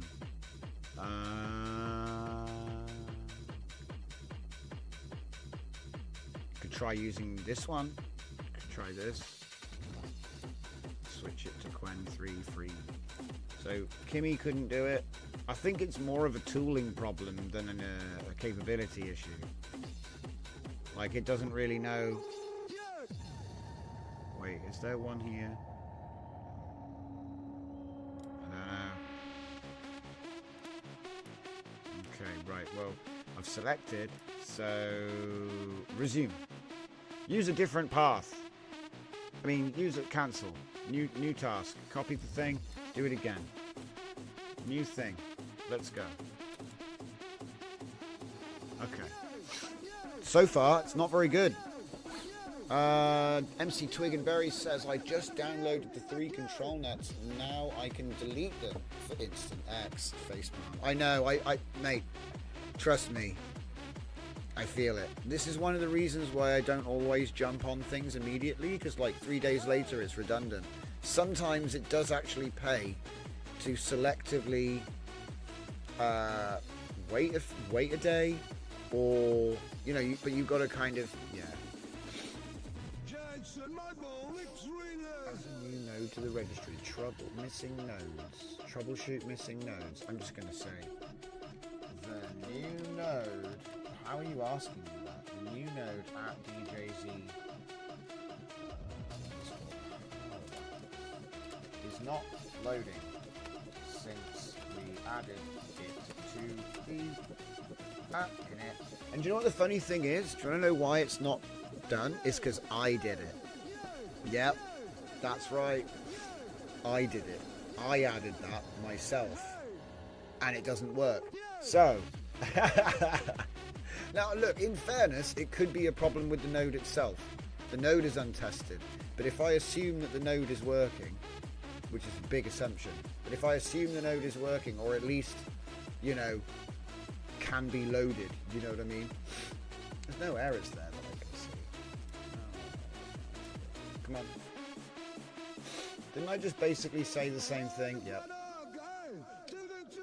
Just ask me.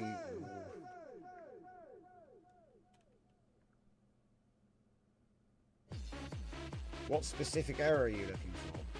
Huh. Okay, import error. Yeah, import error. Now he's going to ask me what's the import error. Wait, what? Warning? Installed front end is lower than the recommended version. Please install the requirements by running this. If you're on portable, use the update comfy thing. Okay. I'll do that in a minute. Could you share an import error? See, I knew he was going to ask for that. Where is it? Import failed. Import failed. Import failed. How many more do I have? Import failed. Import failed. Import failed. Oh no. No. No. Everything's broken. It's probably time to reinstall. IP. Oh my goodness. All this stuff.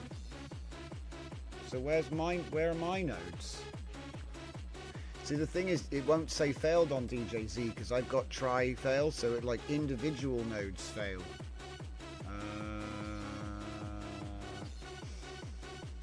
Video X Fun is broken. Cool.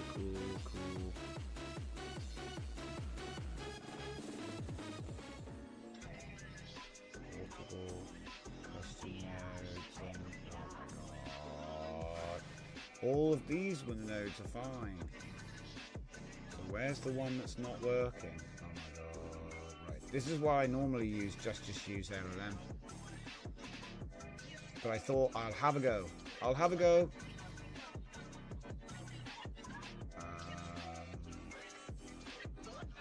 If there's an error in here, I can't find it. Maybe I have to keep going with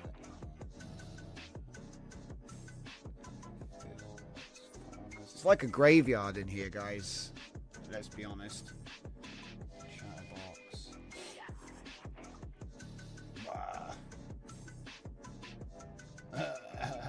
It's just so many errors. Oh, I can't find anything. I'm surprised this even runs, actually, considering all this. Look at this. Flash attention not found. Sage attention not found. X-formers not found. I'm like, how does this work? Everything's broken.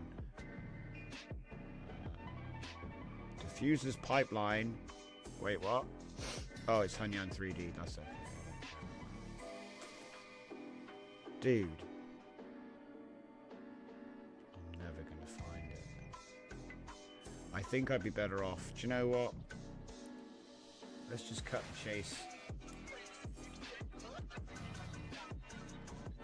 I feel like I already saw that once.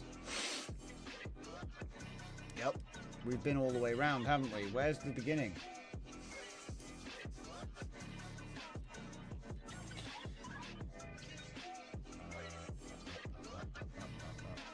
What?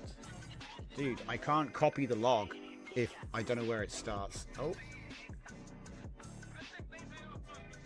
I don't even know where the log starts, guys. Like, I could come back to here, but I restarted it twice. Oh, you know what? No. Look at this. This is ridiculous. You can't copy-paste that much text. It's ridiculous. So, yeah. I'll never find the error. It's like a needle in a bloody haystack. I'll never find it. I don't even know where the bloody list starts. Maybe if I wasn't looking at a pillar box, it would help.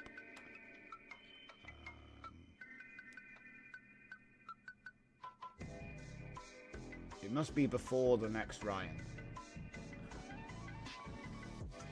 Right, restarting legacy mode. That's got to be it. Still a lot, though. Okay.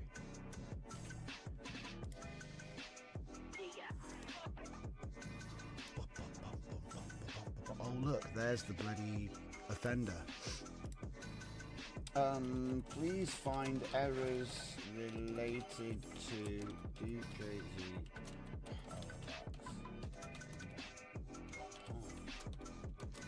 If it says I can't, well, I guess we're stuffed. Start again. Just start again fresh. Please find it instantly, because I couldn't find it. I was going blind with all of the lines. Just the same errors. It's like you have to like read every error, and there's so many errors. It's like, okay, so I've got all these things wrong. Can't find it yet. Can't find it. But there is a lot of problems. Look, can't find inference. That seems like it might be important. There's no error. Nice. So I can't, there is no error. There is no error. It does not import. See, it's like these are imports, but it's not in. Just make sure it is actually not there. Is that the fun? Para. Low. Nope. JZ underscore key. Nope. See what I mean? It's that. For whatever reason, it's not importing. Maybe there is a problem with the node, but it's not got any errors in the, nothing obvious.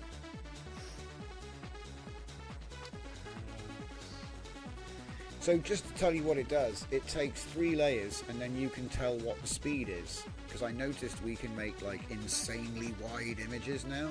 So the idea is you generate them and then either RemBG it, or if it doesn't let you because it's so bloody big, tile it, RemBG it, put it back together again and assemble all of the masks and the images back to one, and then you can do the same thing. It sounds complicated, but it's really not. The idea is you have 3 moving, but you have 2 layers that move. The first one is, moving at a different speed than the rest. Parallax. And then I wanted to expose it so you could say whatever direction and speed you want the layers to go. Background 1 or 2. FPS, max frames, height and width.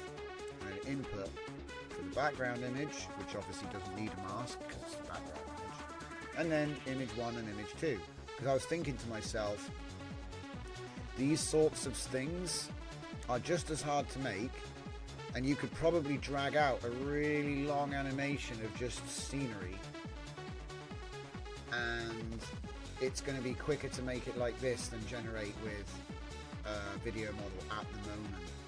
Because like you could just say, oh, I'm going to interpolate it over X 10 seconds please, and everything just moves.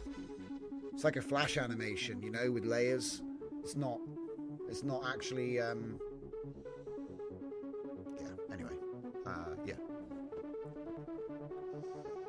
it's not AI video, it's AI image with animation. But it doesn't really work right now, so at the moment it's actually nothing.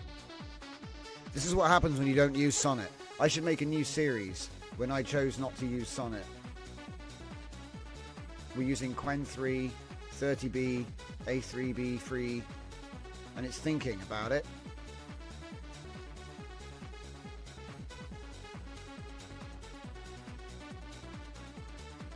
Tempted just to drop my init py into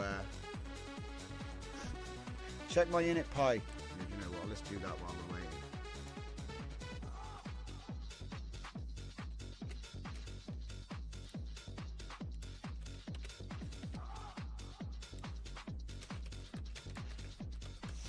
Weakness. That challenge didn't last long, did it? Well, it doesn't matter though, because he can't actually fix it from here, so I'm okay. I'm okay. He's still thinking about it, guys. He's writing me a book on that. So listing top level. Once the list is okay, it's imports like this. If not, that's an inconsistency. He's not actually doing it. He's like writing the book. He's writing the book. Oh, he's thinking again. Video interlay scan v3. Oh. But it's not in the list. Oh.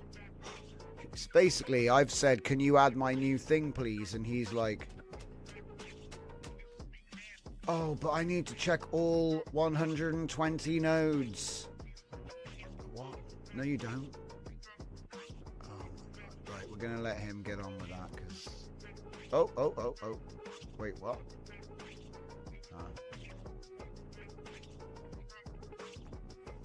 So he wants to do, which won't work. That won't work. Stop. Wait.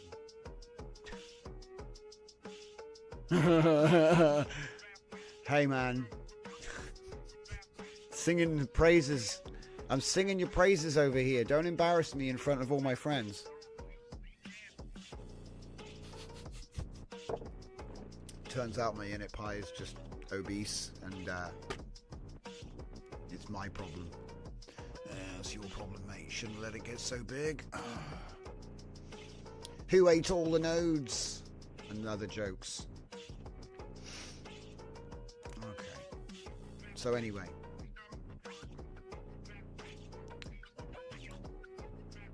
That's annoying. Oh well. I wanted to have some fun with that. See, you make super wide stuff, you make it move over the top of each other, you get a cool parallax animation. Because of the fact you can do super wide images, it's easy to target a decent size and then upscale the resulting animation quickly. Fernicar says, if a model gets trained on with Klein's system prompt, it would be great. Interesting. Yeah, I haven't seen that.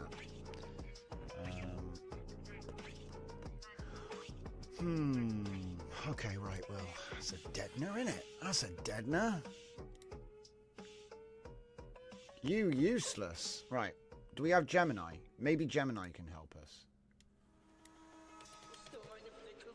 There's a free Gemini, right? Google Gemma.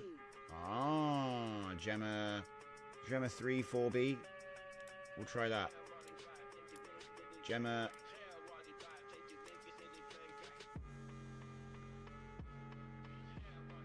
Oh my god, there's so many of them. Ah.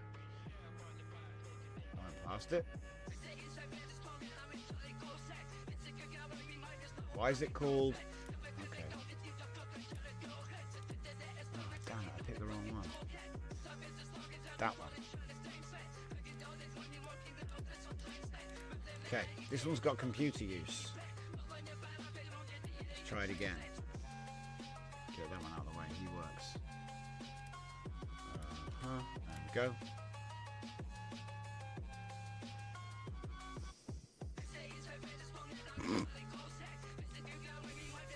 Yeah. Yes. Yes. Yes. Yes. Indeed.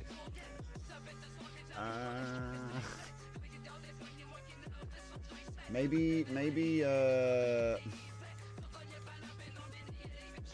Man, it's a hard life if you're trying to use free stuff, ain't it? I had no idea.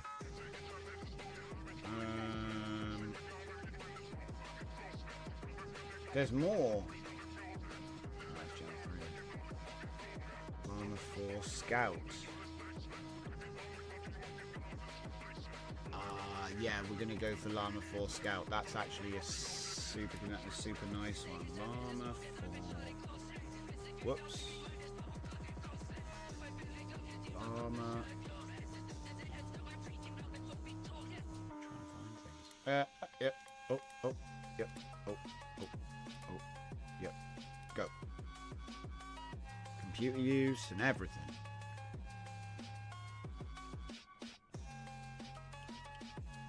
Oh, he's going to take a bite out of it. All right, let's see him cook.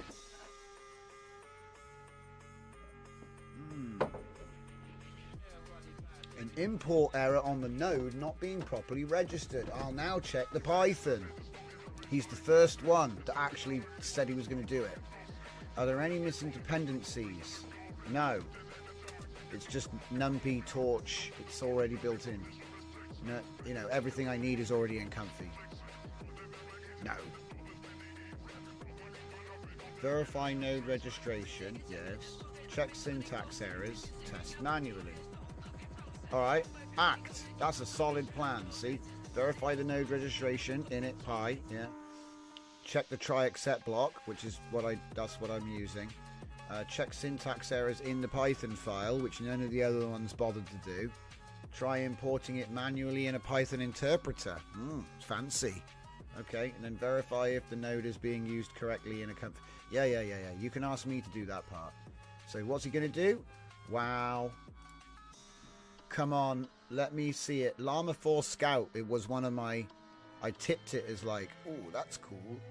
Okay, so he doesn't know that I'm using a portable Python. No, right. We are using portable Python. We're using portable Python. C at portable. Where is it? Portable dash install. Install portable. I said it the wrong way around. Is it not even in the folder anymore? I probably copied it somewhere else and it's not there. Oh crap. Give us a second, guys. basically my repo comes with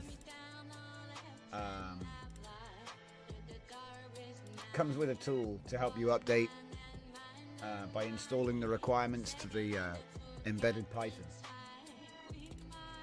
And it looks like I've copied it out to like an experiment or something and then not put it back. But I included it in all of them. So I'll just grab it from a different place real quick. Put it back. So there it is, look. This is actually just this code is taken from the Comfy UI. So this is like from Manager. That's how the Manager does it. How it used to do it. I don't know if it still does it, but the paths are all correct. So it becomes a way you put that in the root of a custom node folder. And why is it giving errors? What are you complaining about? This is red. What's the D mean? Deleted. Huh? What? I think it's just VS Code being ridiculous. What are you talking about? Deleted. Let's just move on. I've got a D for deleted Johnson. So anyway, getting back to the chat.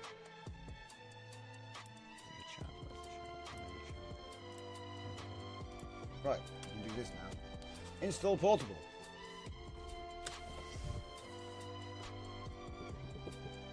It should have been that simple, but the file was missing, so I had to do side quest.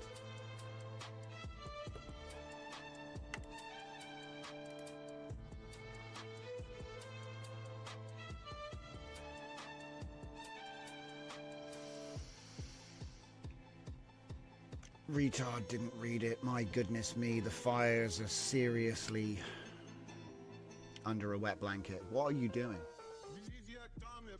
We are using Portable Python. See install Portable.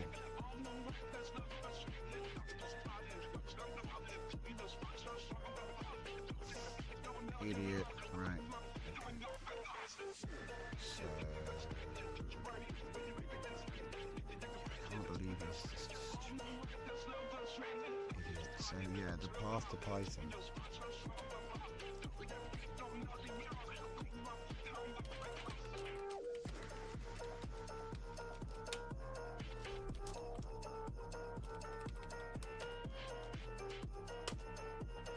You do not need to install Torch.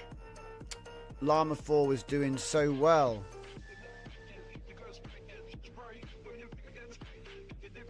Torch is already installed. I think this is a fail.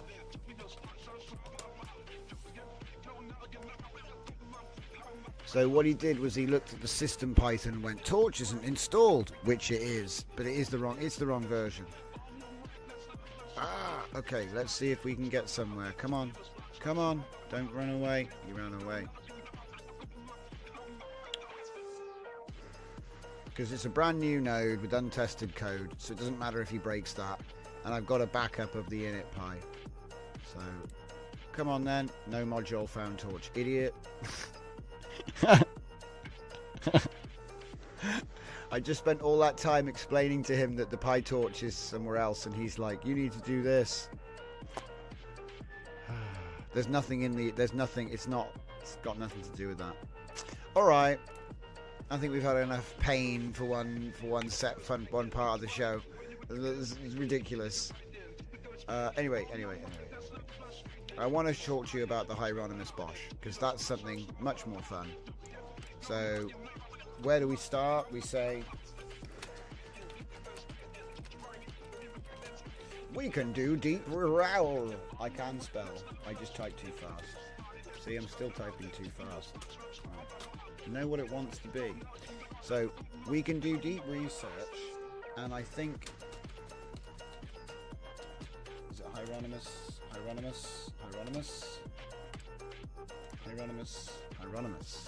Bosch. Hieronymus Bosch to establish aesthetic influences and tangential associations as we aim to define the scope of the artistic contributions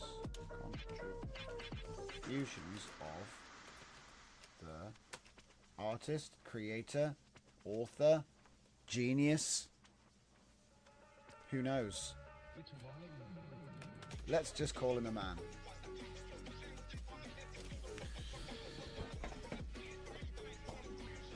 Have I tried local Quencoder? It's good. Yes, it is good, which is why I'm surprised that because I think we did try a Quen. We tried an A34, but it should have had a computer use and everything, but it got totally tied up in its own tail. So I'll conduct comprehensive research on Hieronymus Bosch to map his aesthetic influences and artistic contributions. This requires investigating multiple dimensions, his techniques, influences, legacy, and place in art history. Let me develop a systematic research approach. Research plan. Examine his techniques, investigate his influences, analyze his impact, review scholarly interpretations, and assess his broader contribution to our history. Cool. And... oh, what's that? Not allowed. You're not allowed onto Oxford Art online. Do you know, I went to Oxford the other week. It was terrible. The weather was nice though. The weather was nice. The architecture was interesting. It was like cool visually. But my God, man, it was like a sardine tin. There was just too many people. It was crazy. I don't know. Maybe I went there on like a big tourist day. I mean, I thought it was just a Monday. So I deliberately didn't go on a weekend. But, you know, there's loads of schools everywhere. Like, obviously, the Oxford University campus. So it's just students everywhere, man. Absolutely crazy. But then maybe that's just normal. I bet if you live in Oxford, you're probably like, yeah, ha ha ha ha. That's what it's like. I don't know. Aesthetic influences and cultural foundation. Okay. Powers, oil paints, fine eye for detail, X-ray analysis. X-ray analysis? He worked without planning. What? Oh, they showed that. No, he did do sketches. Can you believe that? Can you believe that? That like hundreds of years after you drew something, people were like getting out X-ray machines to prove that you actually did a bit of pencil before you did the painting. Do you know what I mean? I just find it crazy. It's like, okay, all right, so he used a pencil. So, do you know what I mean? It's like, oh, so that's like in 400 years they get one of your JPEGs that you generated an image with, and they went, no, he used Photoshop to do an image input. It wasn't just stable diffusion. Everyone's gasping like they can't believe it. We thought that he was just a prompt engineer. I can't believe he did image to image. So it's the same sort of thing. Kind of crazy. Alright, so the bottom line is he's given me this thing, but it's crap. He hasn't put it into a... Right. Okay. We can write this into a markup. And markup. Yeah, that's fine. And markup document. It's terrible grammar. Named Bosch. Background. .mb. Okay. I feel like I've missed something. I feel like I've not quite perfectly replicated what I'm doing here. Hold on. So we're going to do the game. I think I must have missed something out. Maybe I was more open. Yeah, I was a little bit more directive. See, that would have biased the job. Because he obviously didn't just do that. So we're going to play a game. The game is Don't Say Bosch. Don't say bosh.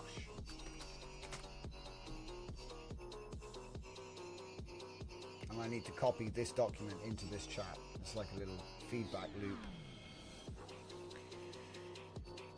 Dragon Diffusion says, stewed ants. I miss being a stewed ant. A stewed ant. Good man. I knew it was going to be a joke like that, but I just couldn't see it. You miss being a student, do you, baby buddy? I don't.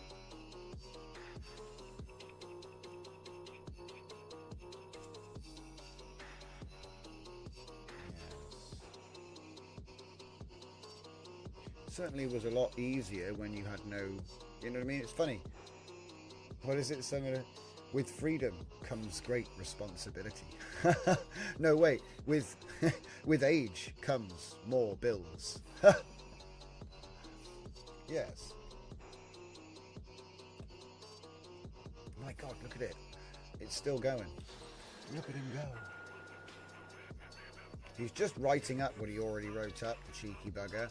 See, the one thing I don't like about LLMs is they'll be like, you'll say, oh, write me the thing. So he writes the thing, but he does it in a way that you can't easily get out. Like, obviously, I could have copy-pasted it into something and saved it, right? But he was supposed to give it to me as an artifact, which is what it is here. And so instead of just copy-pasting what he wrote from the chat, he's rewritten it at cost. So now he's written this twice now. So I've paid for the same thing twice. It's something they all do. You know? Oh, do you want me to just write it longer for you? I'm paid on the hour. I'm paid on the word. He's paid by the word and he's writing out the entire thing again from scratch. Oh, I'll just start again. You know? It's like a taxi driver that hits the extra fare button. It's the same thing going on like a massive scale with all this stuff. Claude isn't as bad, but he does do it. He does do it. Right, so we'll download that and we will drop our Bosch background.end. Oh! Gotta do it from there because window. And it's lost the prompt as well. No! And you can't get out of it. What are you talking about? Get out of here. I love it when it does this. So I've got to refresh. Will it save my prompt? Oh, that's lucky. I suppose it was just a copy paste, but still. Alright, so we've got to try and drag that in there again. Yes. It's glitching out on me, guys. I would read that out, MC, but I don't know what that... Wait. I'm not even sure what I'm supposed to say with that one. That's a good... So we will now play a game where we write the next version of document. Don't say Bosch. In this game, we cannot say the names of people or objects referenced in contemporary works, distilling the stars down to the core collective essence. All right, Bosch background. Okay, I think we're good to go. We're good to go. Let's go.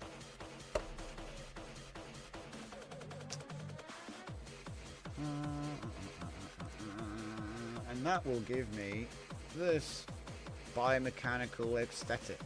Roots, branches, evolutionary pathways. Surrealist foundations, dream logic, nightmare visualization, all this good stuff. Childhood terror channeling. Crazy, interesting parameters. Anyway, after that, I take Don't Say Rudy, which will be Don't Say Bosch, and my T2i base enhancer, and we're going to modify this prompt.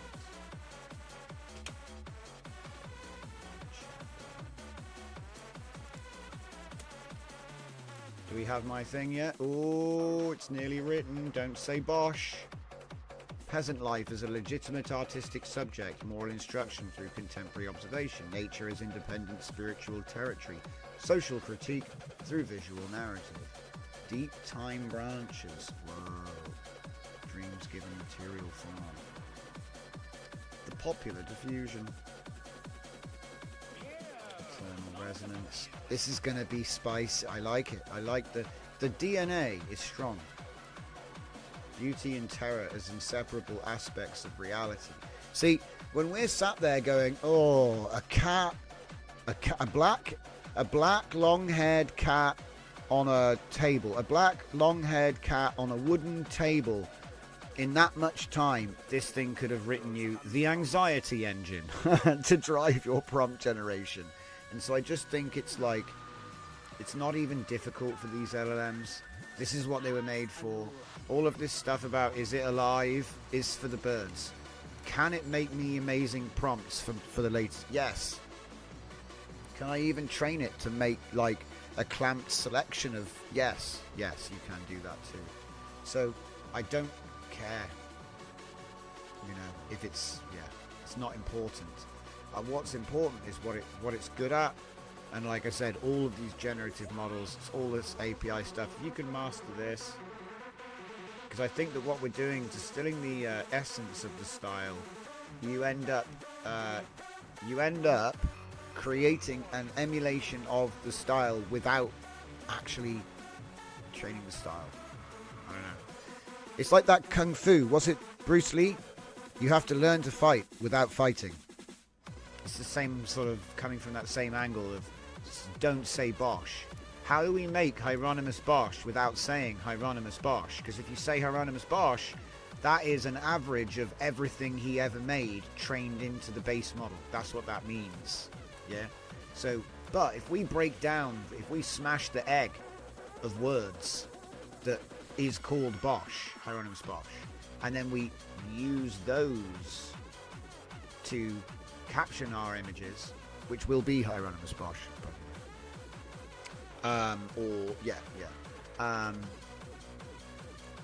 essentially we end up with an enhancer and a model which is reinforcing the enhancer in the same way that the Geiger model works. So I'm just repeating what I did.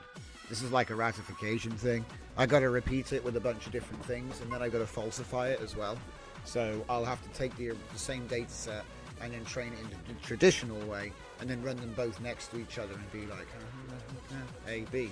A/B testing is always a good way to do it, but this is super complicated, so it takes forever to get all the pieces in place.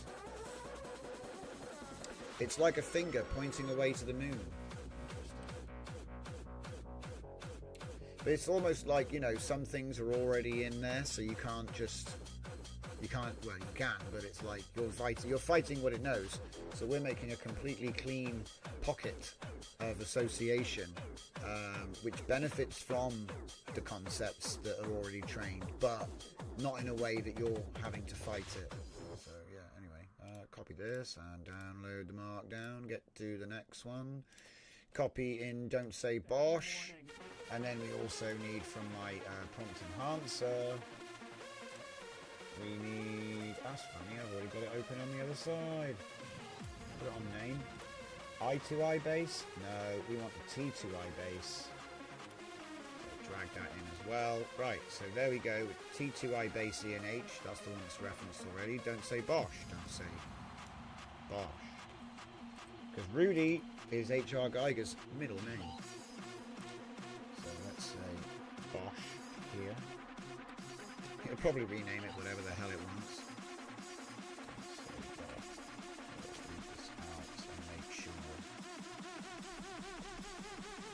So instead of trying to make a model which just makes the works of Geiger, which is what happens when you train the Geiger caption, or if you hard train on images of Geiger, you end up with a Geiger imitation machine, but it's based on what it already knows, and it's not elastic. Yeah, so we're reversing the process so that images come last.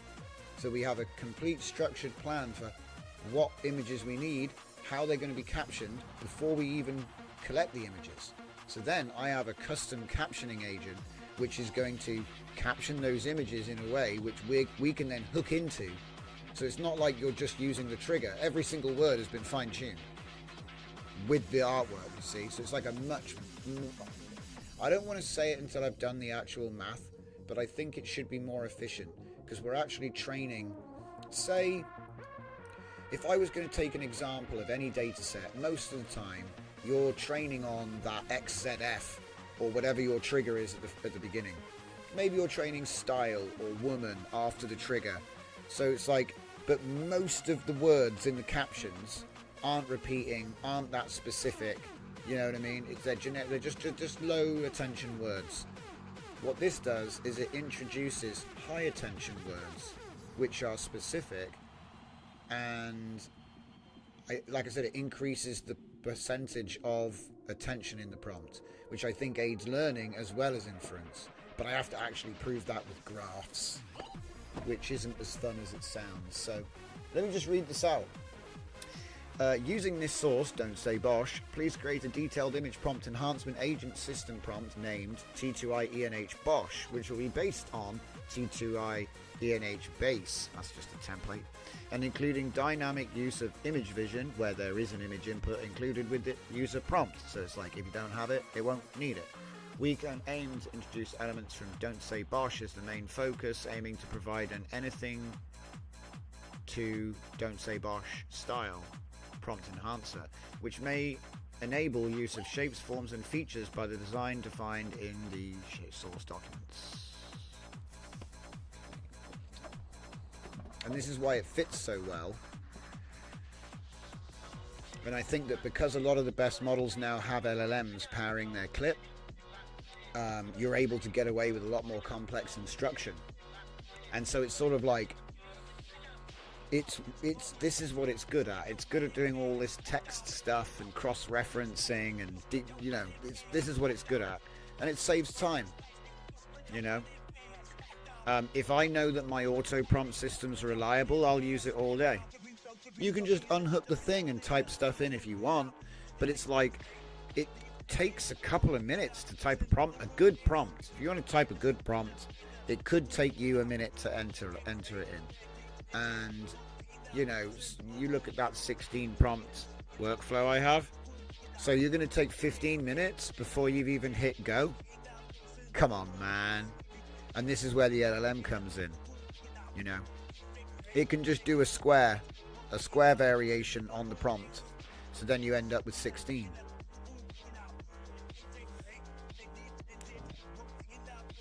One times four times four. Not even that difficult. Oh, looks like we've got ourselves a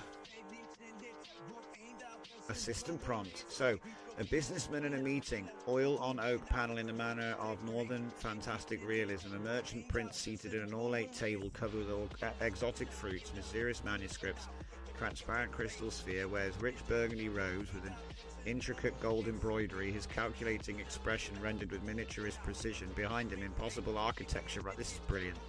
This is going to be an absolute trip, because I got a really good data set. I trained this one on Flux. I really hope I can find it easily. So copy that, download the markdown, and then we go into stage 3. Stage 3. So this is actually like getting easier. Now I've done this a bunch of times. It's actually getting easier. So we get T2I ENH Bosh. Put that in there.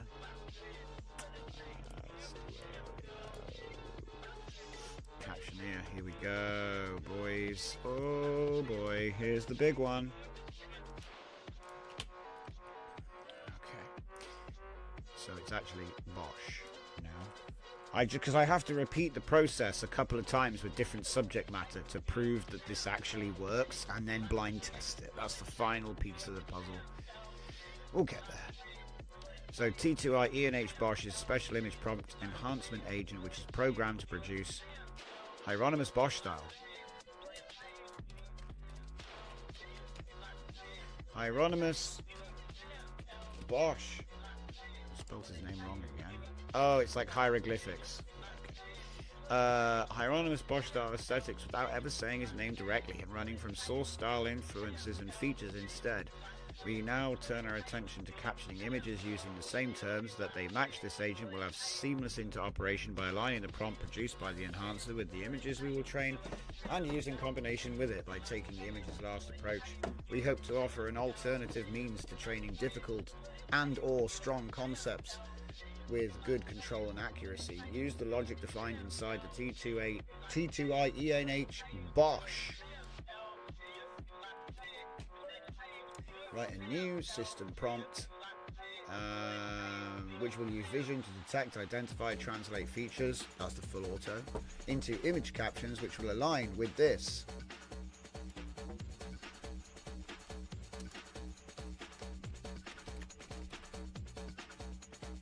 I still spelt it wrong. Huh? Somehow still spelt it wrong. I even was like, my brain just didn't work then. Okay. Broche? Do you mean broche? This will produce captions for images with a strong alignment with terms preferred by the enhancer. So you see what I'm doing there? It's like an interface. Normally when if you just use hands, I'm going to use fingers on your hands for this one, right? So if I was prompting, I use a single finger. I know, Apolloni, you were like saying what you just said in the chat as well. This is kind of like, you've obviously brainwashed me again tonight. So yeah, normally you have two hands and you point your finger out and you point your other finger out, and where they touch, that's you prompting and making an image. When you have a prompt enhancer, now you've got four fingers that are all attaching, right? So what we're doing is making a model at the other end, which isn't just waiting for that one connection, it's waiting for the four connections. So then you have like a tighter mesh of the interface between the prompt enhancer and the LoRa, which was used to train the style that it's enhancing to.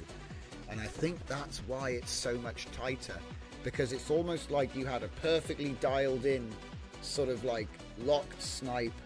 I don't even know how to describe it. There's no waste, there's no inaccuracy, there's no fluff tokens that shouldn't be there, because we made the captioner obsess over the types of words that we wanted to use to describe the images we're trying to train. You see what I mean? So if I was just going to break this down to one word, it's custom captioner. So custom captioning with a system prompt. That's all you need. You don't need to fine tune it. Yeah, you don't need to make your own vision model or anything.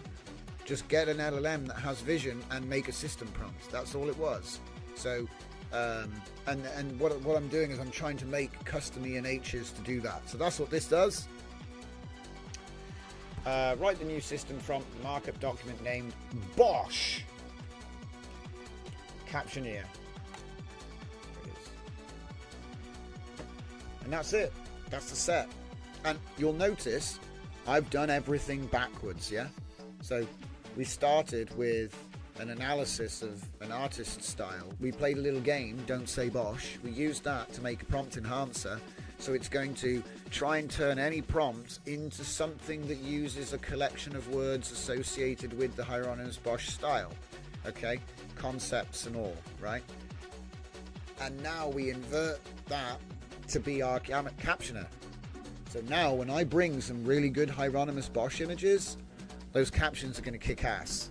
When I then train it, this enhancer, it just interfaces with it like a USB plug. That's, you know, it just interfaces, like I said, it's like putting two hands together and meshing your fingers. It's not the same as just putting a prompt in and hoping that it listens to the words. Yeah. And it's what I call images last, or a custom system prompt for your captioning. And like I said, we did that with local setup. Captioneer v3, this is the version 20. So use Olama or OpenRouter. So at the moment it's set up for OpenRouter, but you just switch out the node for Olama and use Qwen2VL or something like that. Doesn't matter, same, yeah. And we already showed, like, you know, the before and after. If you use Clean Vision, you would have got the prompt at top. So that's like a good prompt. But remember our game. Don't say Geiger. Because if you're training Geiger, it's like, if you want to train something that's already in there, you're wrestling. You're playing wrestling now, right? Whereas if I want to train hyper-realistic biomechanical organism network featuring seamlessly integrated chroma, you break it down like that. Now we're training influences and tangential association, right? Put your trigger in front of it, and now it's not wrestling with the Geiger knowledge. That's number one. Number two, when you train your images on those sorts of prompts and then try to enhance images with these sorts of prompts, it all just interfaces. So it's just much, much tighter. I still think you have to do a bit of, well, I haven't had to, but I think that if it's at scale, it's got to make some mistakes.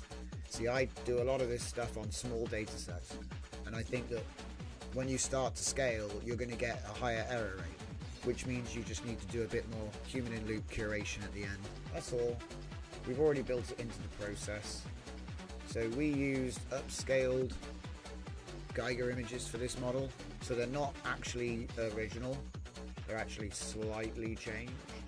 We looked at that earlier.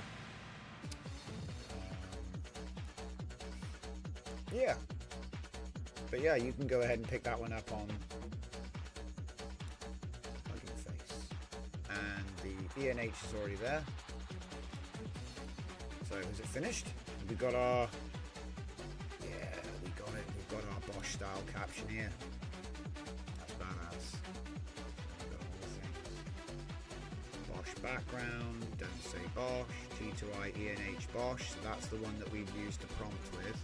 And this is the one that we will use to caption the images. Let's just set up a little folder here so I can show you what I do, and it'll wrap things up nicely. So I'll say Bosch ENH, open it up, select,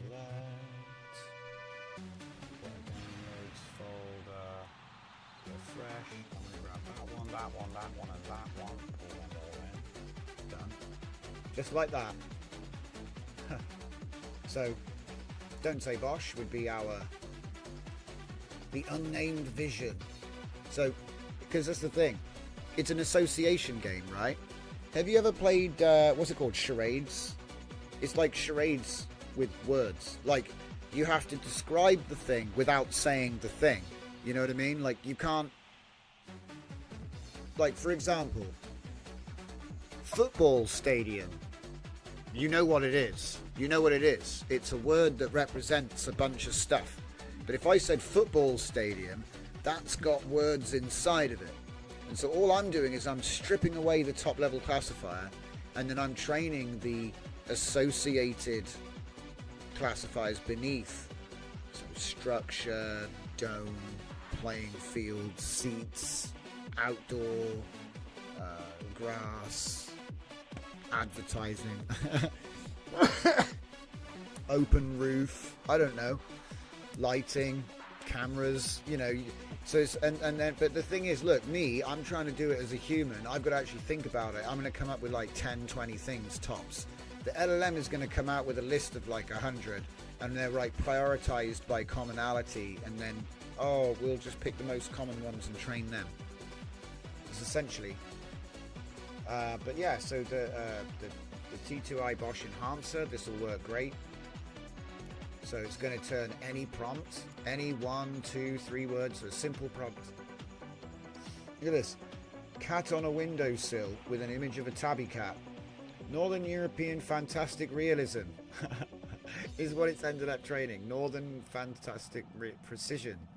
Northern fantastic realism. Oak on oak panel with luminous glazes, magnificent feline creature, half domestic cat, half mythical guardian, perched on an elaborate stone windowsill, carved with grotesque faces. And it continues, okay? So it's a different flavour is what I'm saying. And for some reason they're a flying fish. So yeah.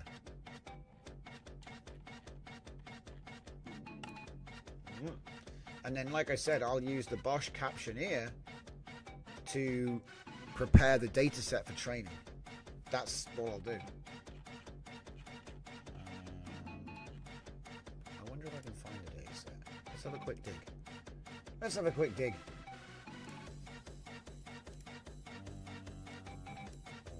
What is going on right now? Everything's all crazy.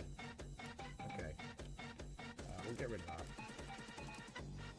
If I'm lucky, it's just in the datasets folder with where it should be, but I bet it's not. I don't see it here. What did I call it?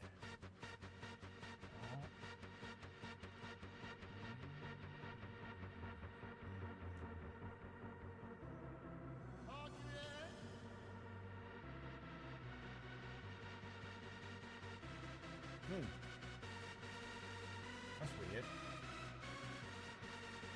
I knew. Isn't this what happens every time? Oh, there's got a great data set. Where is it? Where is the data set?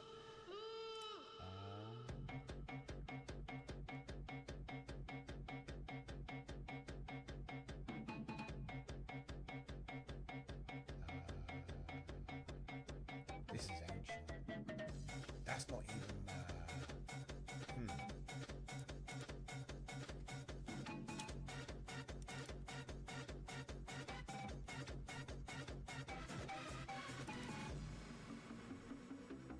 Huh.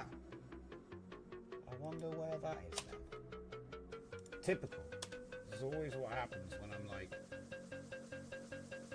you know, making good time. You get set back with, where the hell is that? Huh. Literally, I've got like data sets here from either side of the timeline. So it's like, what did I train it as? If anybody's got access to Civic, can you find out what I called my bloody model? I think I just called it Hieronymus or something.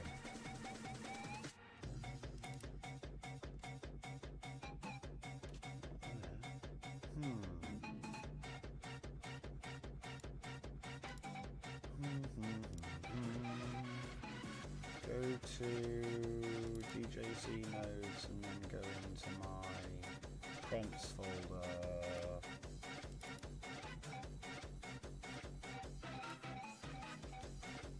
I should have a Hieronymus Bosch thing in here.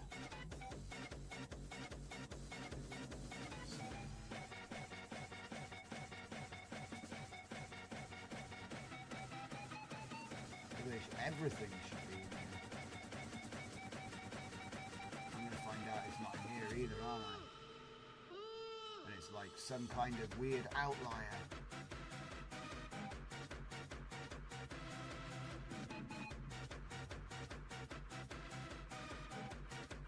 It wasn't under... It's not even listed by...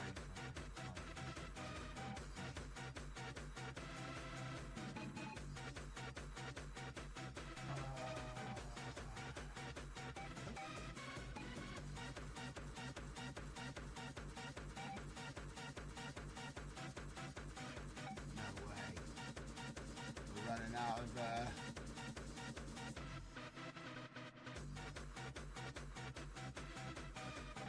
no, it's not even there. DJZ Hieronymus Bosch. Yeah, exactly. I can't even find the I can't even find the prompt list here. Oh wait, I know what's happened. It must be on one of my laptops. Because I know, do you know what's the date on that, MC? What's the date on that? If you can see it. Because basically, to explain to anybody who's watching later, which is like, why the hell am I asking him to look at my profile? Currently, at the time of this video, the UK has something called the Online Safety Act, which means that as a man in the UK, I'm not able to access a website because of child safety. I'm just saying the reasons. That's all I'm saying. March 11th, 2025. Oh, wow. So look, March. This is all March 11th, 2025. No, 10th. This is all March 10th. Oh, I know what happened. I reinstalled Comfy, didn't I? So that means the previous version of Comfy,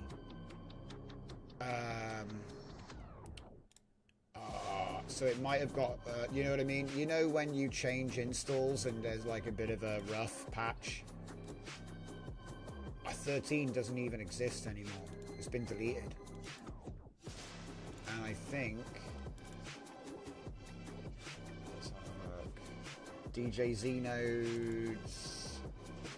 9th of March. Okay. This is looking promising, actually. I might have the old version still. Go into prompts.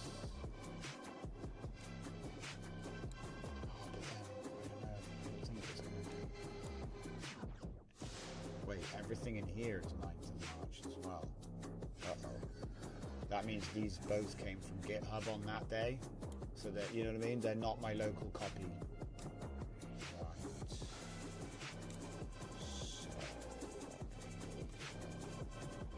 So. Ooh. Right. Let's assume it was lost on about the 10th of March.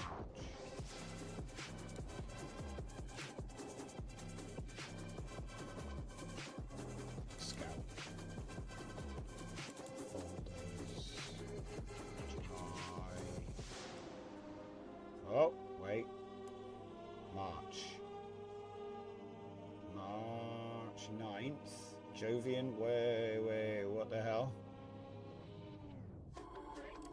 Open that in a new tab. Center L'Amour, that's one of the models.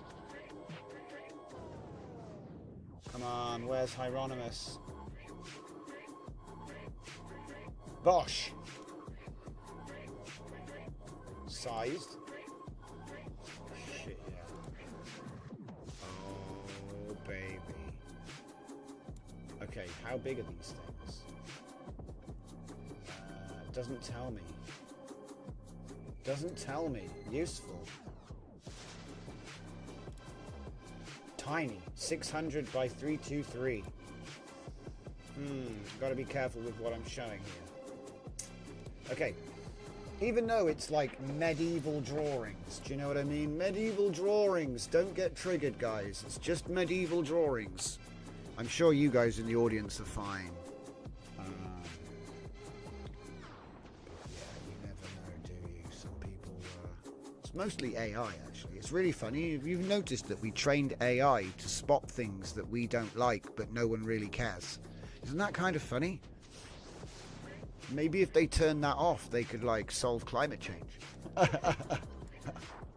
Just turn off all the censorship. You probably save loads of energy. It's probably billions of dollars. Loads of CO2. For sure. 100%. We should start campaigning. End censorship. Because it's bad for the environment. See, we can play that game too. But yeah. What I'm going to do is I'm going to take these images, I'm going to put them through the upscaler. So here we go. We take the URL of the path or whatever you want to call it there, and go back to Comfy UI, go back to my batched boosted upscaler, which is using, of course, WAN. So we come down here. Oh, look at this, what a beautiful, beautiful man. And just change this here. Change the path, put it to 0, drag the connection to the other loader. So we'll use this one now. Put it to 0. It's already on increment. How many images were there? There were 32. We're going to upscale them all to 1536 dimensions. I'm going to use 1.5. Do you know what? I'm going to go 2 because I want it to be a bit more creative. I think 3 is probably too much. But yeah, look at that bad boy. Isn't that good? Real nice. I love the Hawaiian shirt. It's so funny. It's even got the stains and everything. It's so good. And the thing is, people say, his original drawings, they actually had eyes, but they removed them because the producers, blah, blah, blah. So it's a funny story. There's some good documentaries on YouTube about it. But he originally wanted there to be a skull. And in fact, I think there is a skull in the model under the cover. And I think it was a human skull in Alien 1, because... Yeah.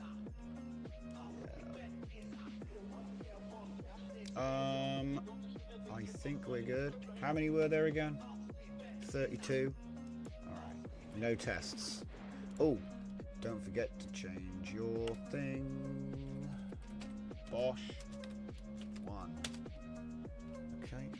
The prompt we're going to be using today for upscaling is going to be very detailed, intricate details, UHD 8K. It's CFG1 anyway, so it doesn't really listen to you very much. We're going to be using NAG with a bunch of the default translated negative prompt. And yeah, so what I was saying about the tiling earlier, I had a 128 there, I think, or 512, I forget. It just wasn't the correct number. They got a match really. yeah, as you can see here, no seams, brev. So this is going to be our first piece. It's already 2048. Oh no, this is what I put it up to. Okay. Can barely make out any detail. Dragon asks, did you ever play Alien vs Predator? First version in the 90s on PC, same time as Quake. MC is a good pointing out that DJZ Rainbow Beasts has a similar look. It does. However, interestingly about that one, it's actually not. Crap. You know when you found it and then it's gone? There we go. Back to Bosch. I think it's around here. Rainbow Beasts. There it is. Output. So Rainbow Beasts is from a same. It's I think it might be like ancient artwork.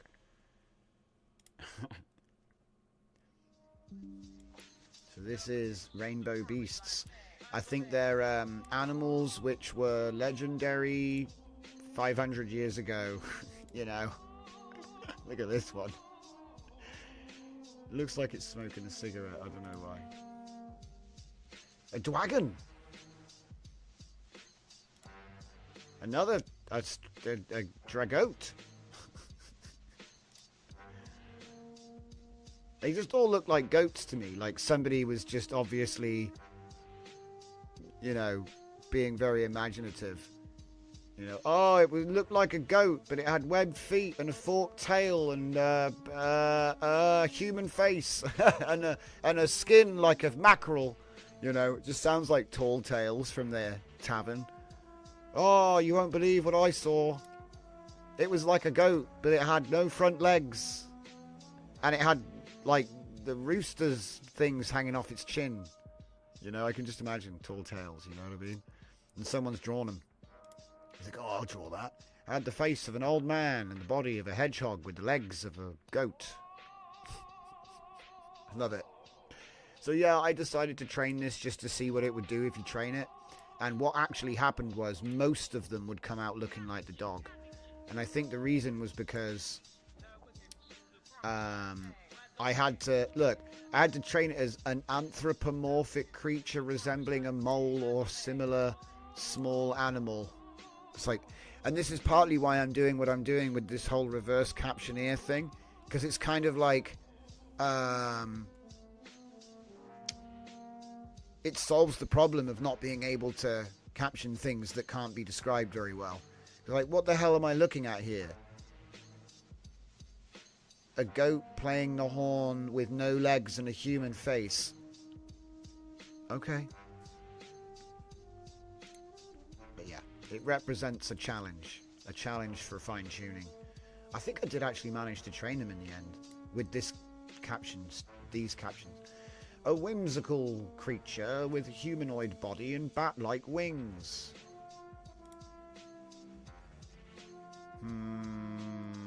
I smell an auto... Oh, wait, I'm looking at the wrong one. Wait, what? No. Yeah, I smell an auto captioner. Oh. Okay, that's actually doing a really good job. That is actually doing a really good job. Alright, cool. And you know what? It's so washed out, you can't really see anything. They just look like pixies. Right, cool. There's nothing there. They're all smooth. Like statues. Like Action Man. Did I ever play Alien vs Predator? Yes, we all played it. Yes. We all played it. We all played it abusively into the early hours.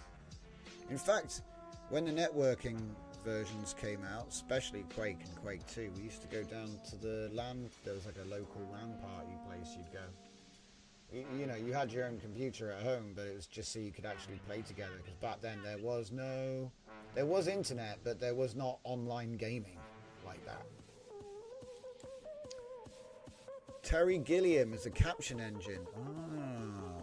Well, look, if you can... Oh my god, is this satin all over again? What the heck is going on here?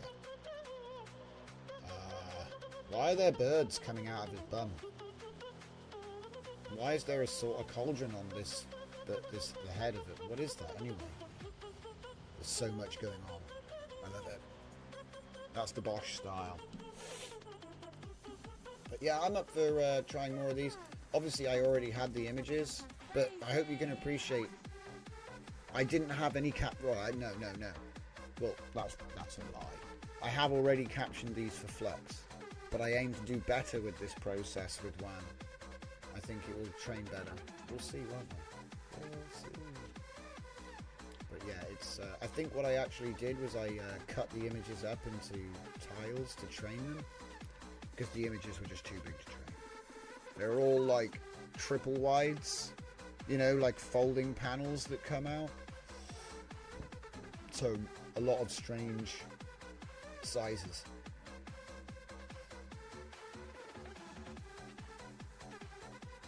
Oh, there's only 22 left to go.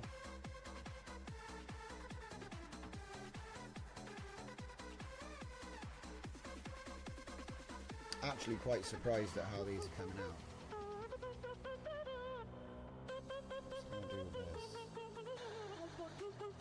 Wow, that's actually very good. It's getting a little bit confused with the over here. It's even kept the noise, look. It's even kept the noise.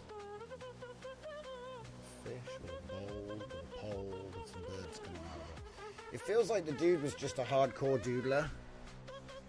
You know? he just draw stuff. Not bad. It kind of loses the figure a little bit there, but then you could only barely make it out anyway. Okay, this will be interesting. There's all these different geometric shapes. Look at the quality of the image. Because it's so old, see? This is artifacts. I wonder if it's worthwhile. See, there's two things, right? There's keeping authenticity, so keeping in all of these defects, because some of them actually make up what the style is. So it's like you don't really want to get rid of them. Oh, wow, what the hell? See how I said it's like the Rainbow Beast was a similar style? It's just Rainbow Beasts, it's just animals in a book on a white, you know, whereas Hieronymus is like, he's doing David Attenborough. Look at this. Oh, and the porcupine scurries away from the jackal, etc. Got a tiger. Oh wow, what's that? Is that, look, that is the craziest turtle. So cool. So yeah, let's take a look at our enhanced version. So it is better, but it's not, do you know what I mean? It hasn't lost the roughness, right? The danger of upscaling for training is that you lose something about the image that makes it what it is, and I can't say that I've escaped that, because I don't think it's possible. I think when you come along and try to do an upscale like this, it's like you're fraught with challenges, because you know, we can fix the image, but then is it the original style now? Do you see what I mean? What if in fixing it it's the same thing as anything, any restoration. You could brush over something important and now it's inferior to the original, you see? When what you're really aiming for, that's why I go for lossless, usually. But I did put the, like I said, normally I use a 1.5. When I'm doing this sort of stuff, I'll usually go for 2 or 3, because it's a bit more creative and you've just got a little bit more, you know, you're not just lifting. Because to be honest, I'm not really so interested as in the features like as they're drawn in the original. I'm more interested in colors, composition, like all of this sort of stuff, which actually is more important to teach. Like to teach the model about composition, like introducing details, where it can do it, where not to do it. What the hell's going on here, guys? What? Is there a person that we can't see? Because there's 2 pairs of arms. Anyway, we better not think about it. It's sitting on a mushroom. Oh wow. Oh wow, look at that. It's just like it's poignant, that is. He's having a bad time. But yeah, oh wow. So yeah, like I said, this is pretty cool. So we'll try to train this, and we'll see what it does. So what I reckon I'll do is I will go ahead and jump over to the output folder.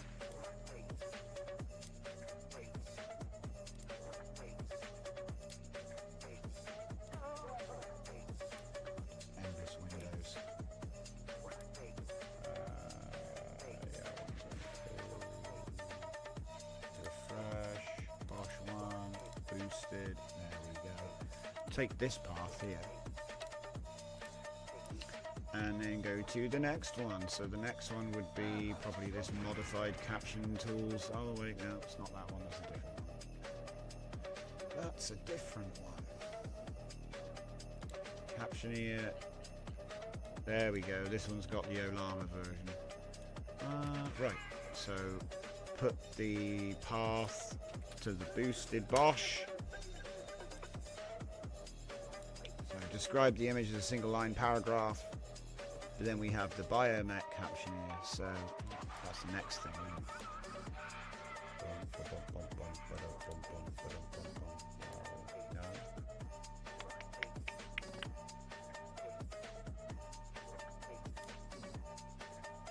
Bosch, ENH. So we'll take both of these.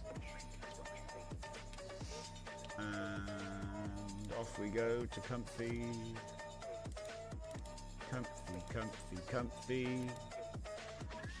Custom nodes. ENH is somewhere buried down here, yeah. Paste them. Cool. R. Obviously it's still got 10 more to upscale, but I can set it up in advance. So say Bosch. Bosch WAN VO. And I actually prefer different save text nodes. This is why I wanted dragons. Boyo's got some save text node, which apparently is nice. I have my own as well. I'm always trying different ones to see how they work. I don't know why it's so difficult. It's so funny.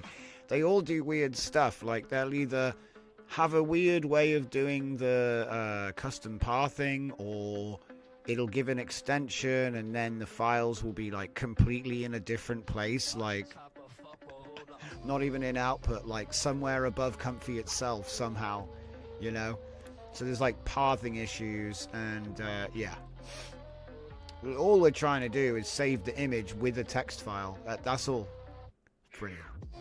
Obviously you want the file name to match, so it's nice you've got the input, but there's just something about this whole thing which just doesn't really work. Like if I look at the path here, all captions Geiger WAN, so it's taken it from root. It's for some reason not using the output folder at all. It's really funny. But anyway, that's by the by. Yours works perfectly, yeah. Yeah, so does mine, but I can't remember why I don't use mine anymore. I can't remember what it is about it. There was some reason why I don't use mine either. I can't remember what it is. Because I know mine works. I think I just can keep building the workflow from scratch, you know, and like, oh, just build it again. So, do that one there, do that one there. I think the one node that I never fixed was my audio combine node. I figured we'd come back to it when it was important. No one was really interested in video when we were making those nodes.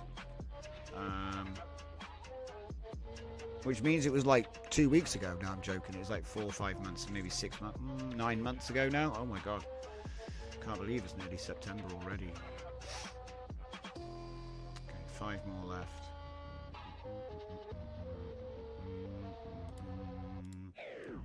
Trigger will be B05CH3. A Bosch. Bosch style. Bosch WAN. May as well change it to the... Oh wait, there's no E at the end of Bosch. I'm thinking of the speakers or something. So 05 in the middle. I'll break it up nicely. Looks like Bosch. Bosch.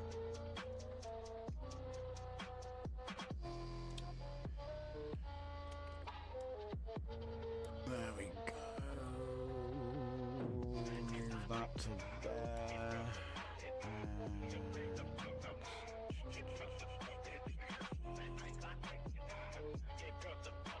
Just delete this for now.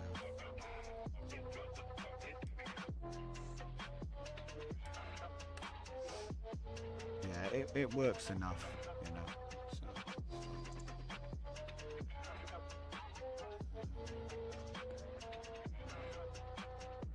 How many were there? 32.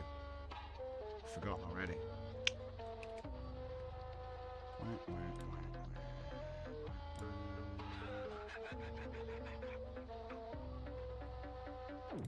I got a bad habit of doing everything in one tab, even though I got a billion of them open. Come on.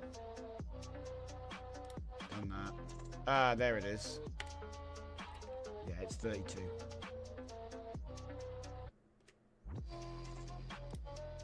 What the heck is that supposed to be? Cool, I had a hard time with that one.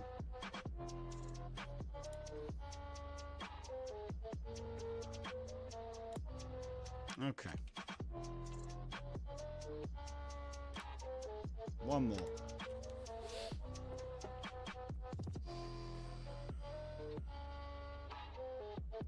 Yeah, it does. I mean, that's what they were all copying, Dragon. All of those green urns. They're a lot of that style's inspired. A lot of that stuff's inspired by this. This guy's like Middle Ages, I think. I forget the exact date. He's like quite old. I think we're ready to go. So is there anything I need to do? So Biomech, it's got the wrong Captioneer, so we'll put Bosch Captioneer in. And that's it. We're ready to go. So let's... Ah, crap. Stop. I got the wrong LLM. It's switched to Polaris. Polaris can't do vision. And now it won't let me. It's glitched out, guys. This happens. You have to like delete and re-add the connectivity node. I don't know why. Just for some reason.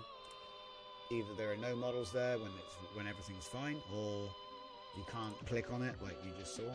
So I just delete it and put another one in. No dramas. So we'll start again. Go. What? Oh crap. You gotta set the increment back to 0. Set it back to 0.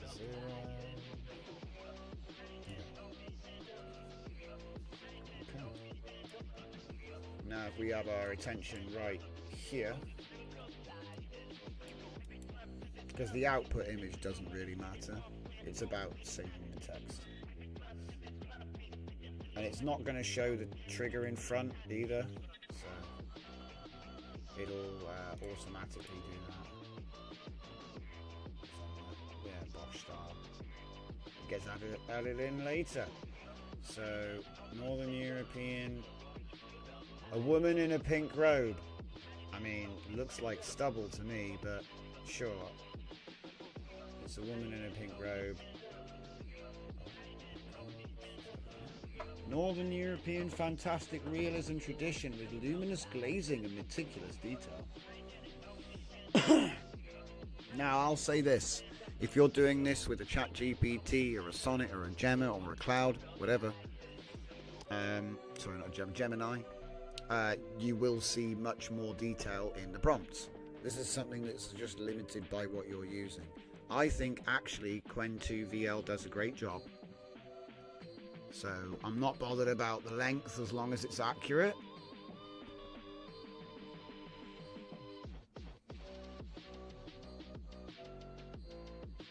It's using all of the keywords though.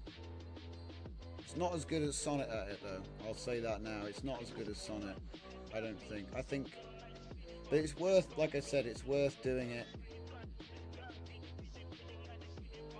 Because all you have to do is recaption the model with a different LLM. That's, you know, this doesn't take long at all. It takes less time to do this than it does to do the last batch job we did, you know what I mean? And then you can just go ahead and train it. It's ready to go. This will be ready to go. Sometimes there are problems, like I'll give you an example. When you've got the captions out of Comfy, sometimes they have _0001 at the end, because Comfy likes to put underscores, zero numbers at the ends of file names when it saves them. But you can just ask Claude or Gemini or whatever to write you a Python script to remove those extra bits of the file name. It's very easy, and you can just do it with a batch Python script. That's what I do. If there's any like rough edges like that, because I'm not going to go through and edit each file by hand. That's crazy talk. You just make a batch rename tool to go through the whole folder. It'll do it in an instant and make you cry about ever having done it by hand in the past. There you go. Oh my god. Because I can remember spending hours on, like, you know, manipulating lists to change them. You know, say it's like a bunch of stuff that's written one way and it has to be written a different way. Like, you've got to comma separate it, or you've got to put it in quotes, or you've got to put like a whatever. The point is that often this is like a common task that you have to do. Instead, definitely in server admin, it was extremely common and time consuming. And now you can just go, hey, LLM, do the thing again, and you've predefined the task, and it just does it. And it's just as good as you would, but it does it instantly. Note that sort of thing. Just repetitive, laborious, mundane. You're literally adding a comma to the end of a line.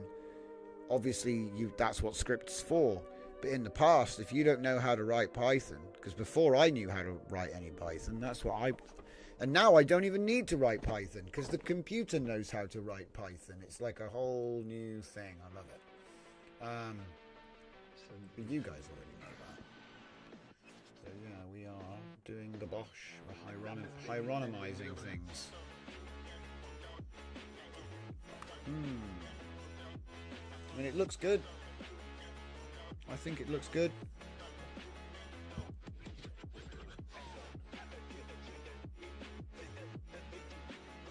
Yeah.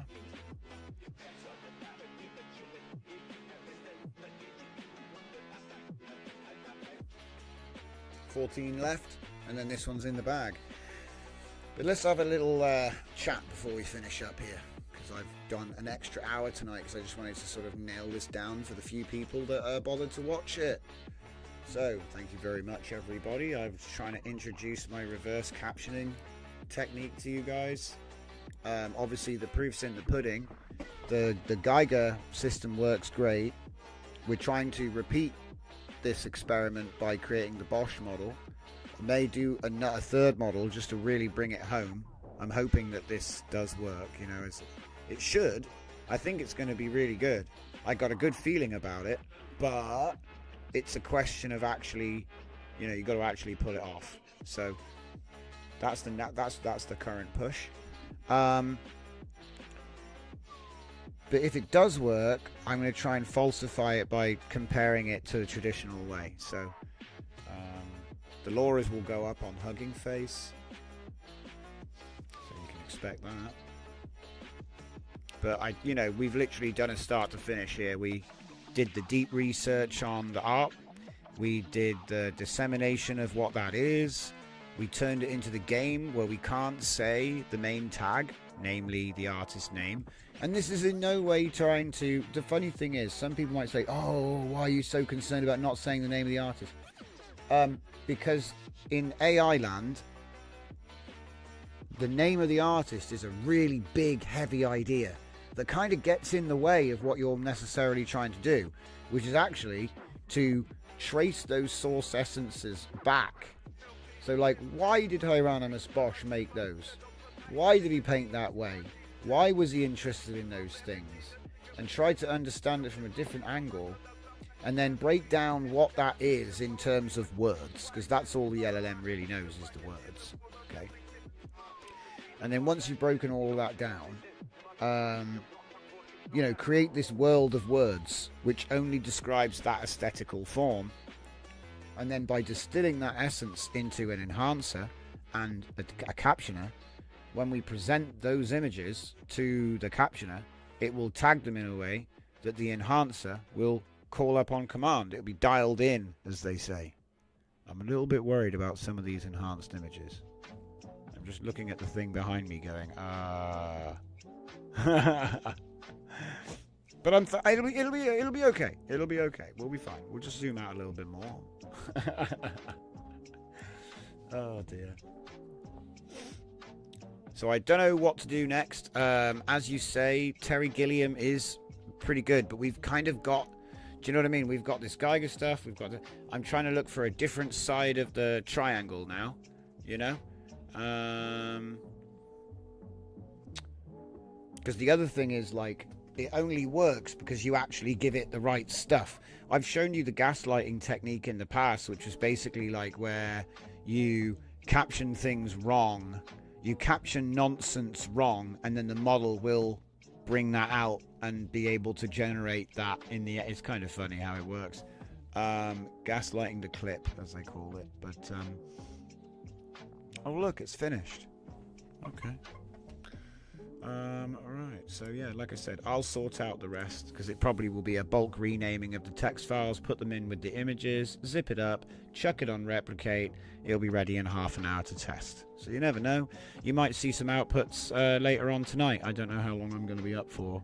We've gone on a little bit longer, so I'll be going to sleep soon. But thank you all for watching. I'll see you all tomorrow, same time, same place, 8 PM. See you next time, guys.